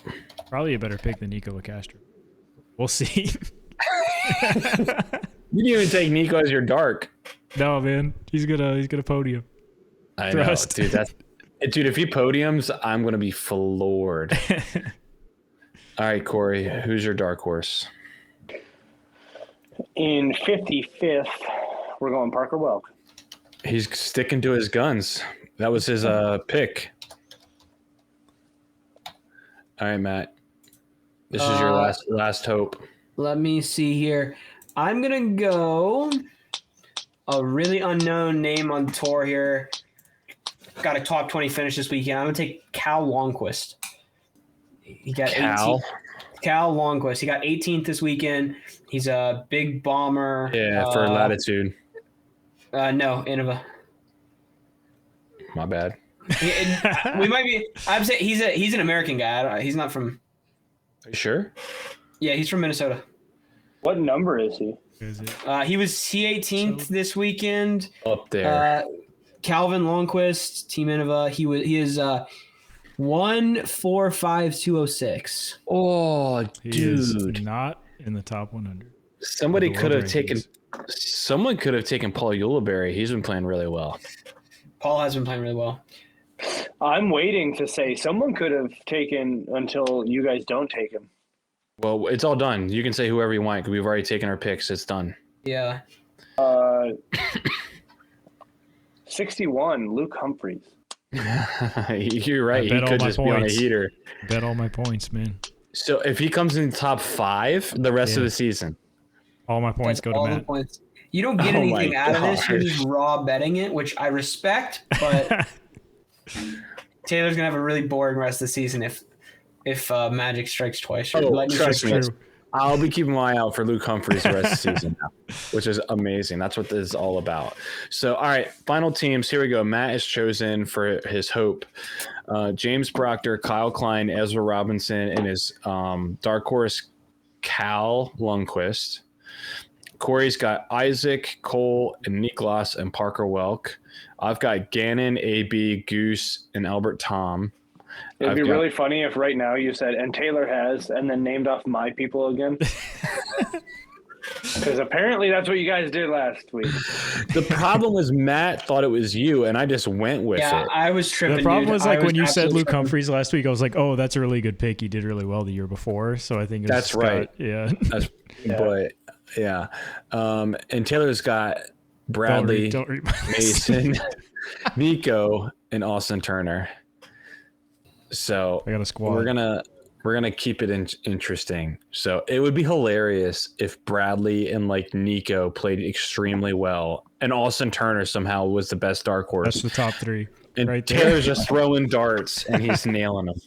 What's the best that Austin Turner's ever done? At this tournament or like ever? No, just in general. Career finish. Yeah. I'm gonna look it up. I'm just curious because I see him all the time. He's been around for a while. Yeah, he's played It seems like he's very relevant, but then. Well, I think he took a year or two off. Is that right? A couple years off. He finished hurt for a while last year. That was like his best finish. Last year, his best finish was Open at Austin was his best finish last year, and then before that, not high at all. So he just popped off at the Open at Austin, and he played really well this past week. So he likes these style courses. Like I'm at 21. If I don't see anything at 21, I'm moving on. He finished 13th at the Great Lakes Open in 21. Other than that, he doesn't really play too much on. He did win Sure. He's I can't remember if it's amateur worlds or US, but he is some sort of amateur champion, like AM worlds or. Oh, really? He's from North Carolina. Interesting. So, yeah, he's going to be a big hit or miss. But he did play well this past week. So, what do you expect? Where did he finish this past week? 23rd. Okay. Well, not great, but he was in the mix. That's a pretty decent, I feel like. Yeah. Finished top 25. I'll take that. Last year he did win the Chile Open 5. That's big. Ooh. That's big. And Dude, Myrtle Beach, I've been South wondering Carolina. who won that one. So was is a big rated almost 100 points higher than the next highest rated guy in the tournament. So big dub right there.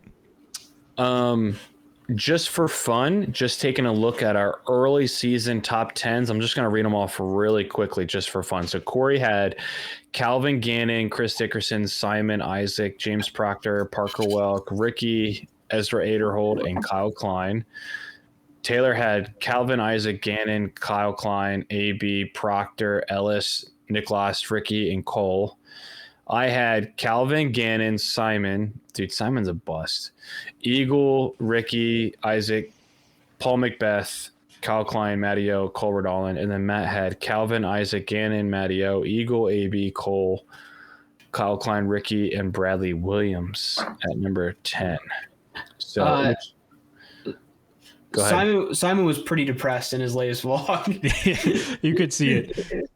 He was like, we're going to go to this park style and we're just going to shoot well just to make our spirits better. And they shot well, but they didn't shoot amazing, and it did not help him out. He was like, well, the first clip is like, this shot is going to determine if I'm good or not. And he just smokes the tree.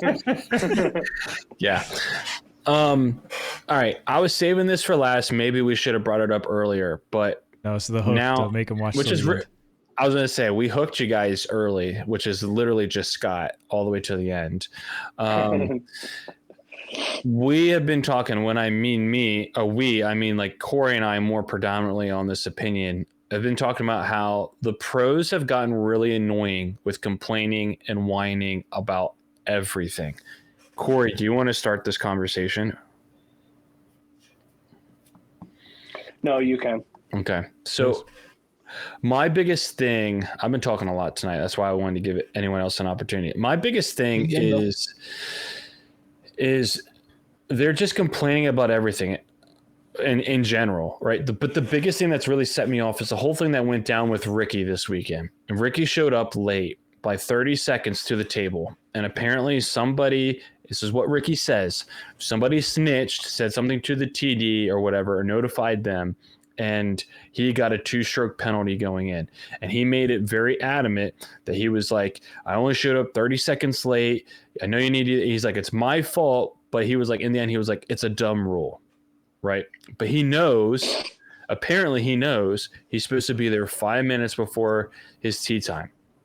Right. So let's just say hypothetically, like we heard, or not we heard, but like in the comments section of his videos, it was, who's that guy who was the TD last week? Kearns. What's his first name? Jeff Kearns. Yeah. Jeff Corns or whatever. He came out and stated that at the chess.com, like there was someone monitoring on the first tee who was showing up late. Like no one needed to snitch on nobody. So I'm wondering, was there an actual snitch this week or not? Because then what happened is then everybody was trying to find who the snitch was on Ricky. Not everyone, sorry, I shouldn't speak in absolute. Some people thought it was Zach Melton.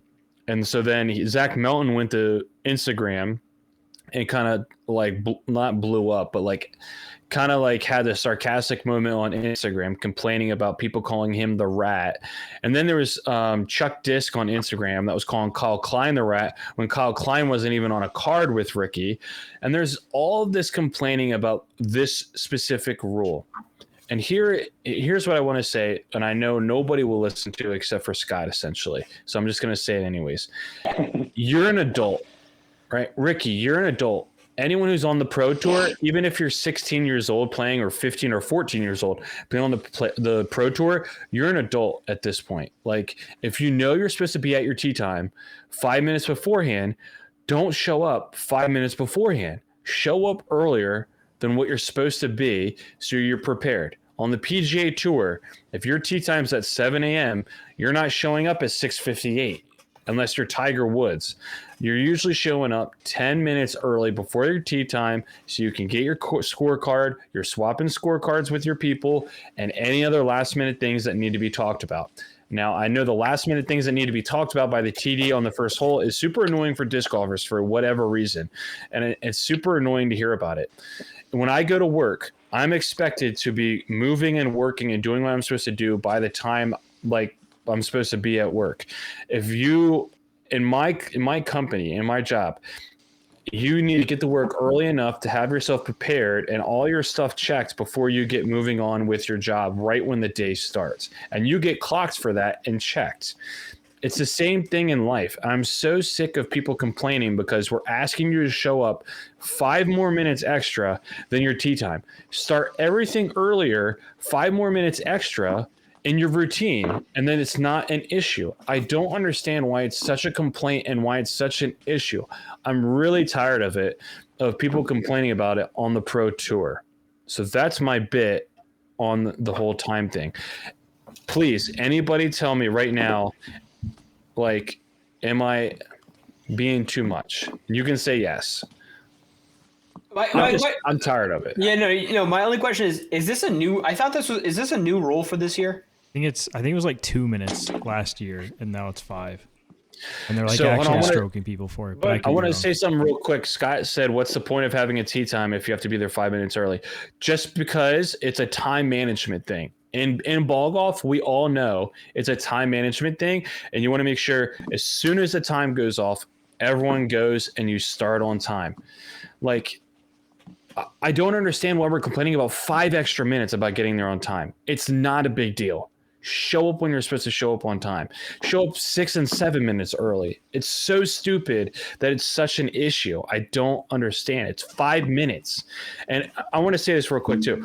Paul Uliberry said last week, like, hey, sometimes it just happens where you just show up a couple extra minutes late. Like you have to lose a bathroom or something happens. Then don't aim for your tee time then. Aim for earlier so you allow for extra time of a mistake happening. Like, I allow enough time for me to get to work earlier, so if something does happen, I'm not late for work. It's called being an adult. Like, I don't understand this. Like, that's what it's called. And anyways, go ahead. Who was going to say what? But also, Paul Uliberry is kind of justified on what he said, because he said it does happen. The issue is the complaining. If it happens, swallow your pride. You got the strokes. Right. Move on. You don't really need to complain. We don't need to sniff out the witch. Like, people want this game to be like elevated, to be like more professional, but then they don't want to call people on like rules. They don't want to do this. They don't want to do that. It's just really annoying.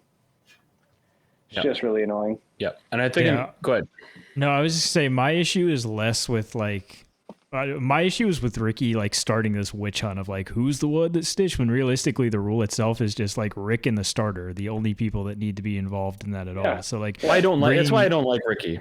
Bringing other people into it, and like I feel like that's such an excuse and cop out and be like, well, somebody snitched on me because I was 30 seconds late. Like, I get it if it's the first event and you're Kevin and you probably didn't know because you don't read your email. Like, that's fine, whatever. The one example needs to be set, and I was expecting to just never hear about this again.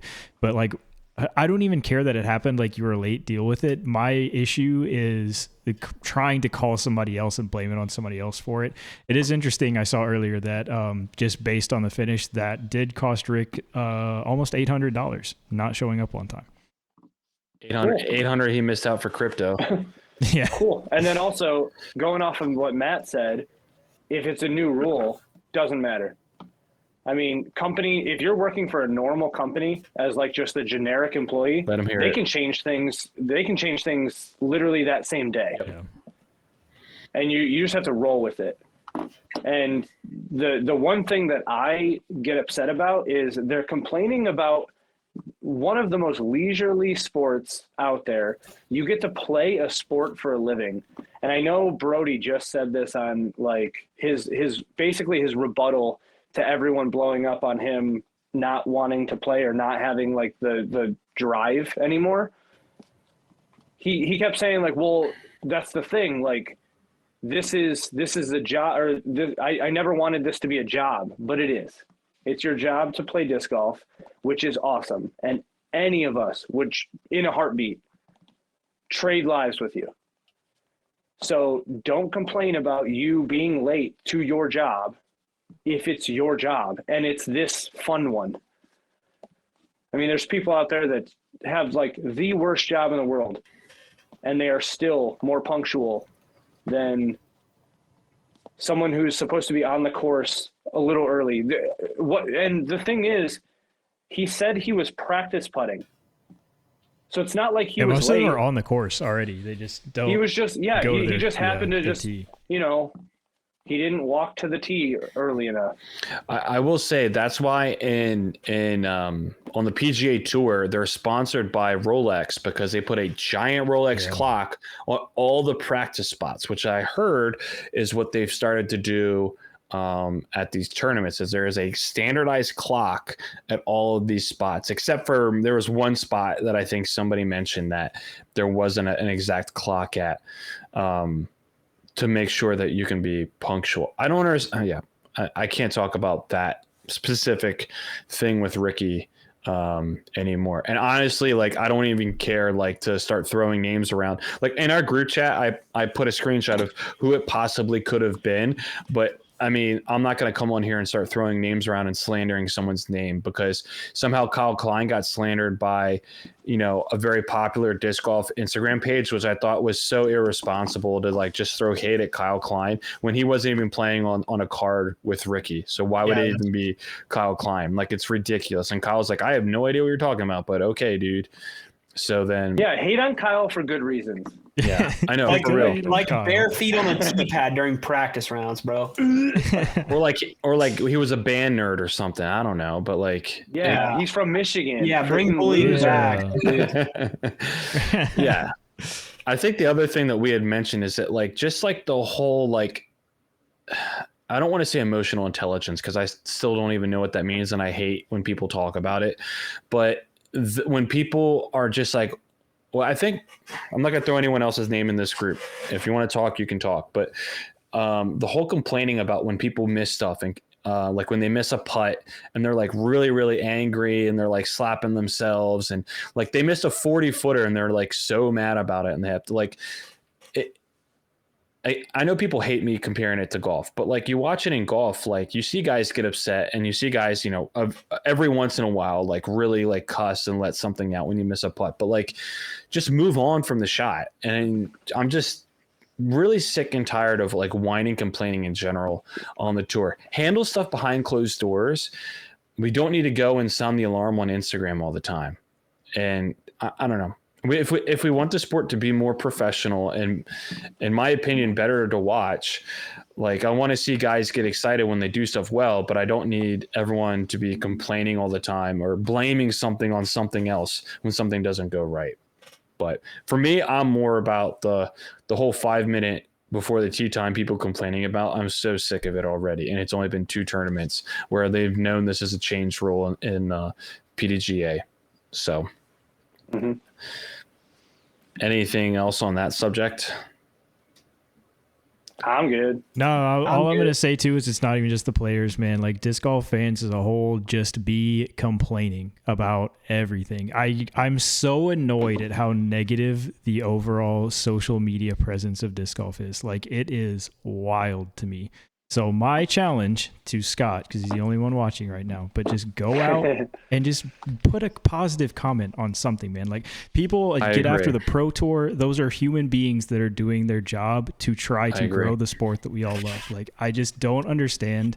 Preach it, Taylor. The internet is so negative and I hate it so much, man. Just try to be an empathetic human for 5 minutes of a day. Right.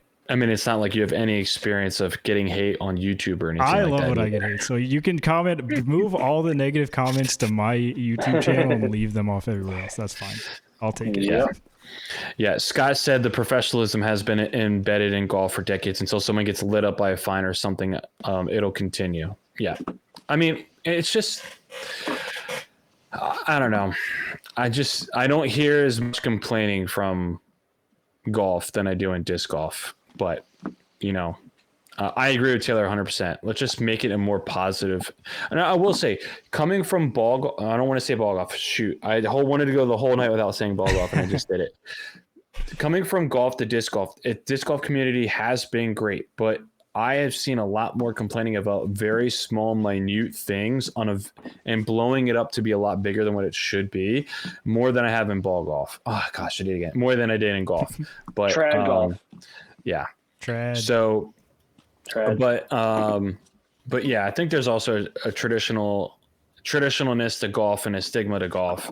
But yeah, I'm with you, Taylor. Let's bring some positive vibes. We definitely don't talk about bullying on this show. So be like us. Be like us, guys. Be more.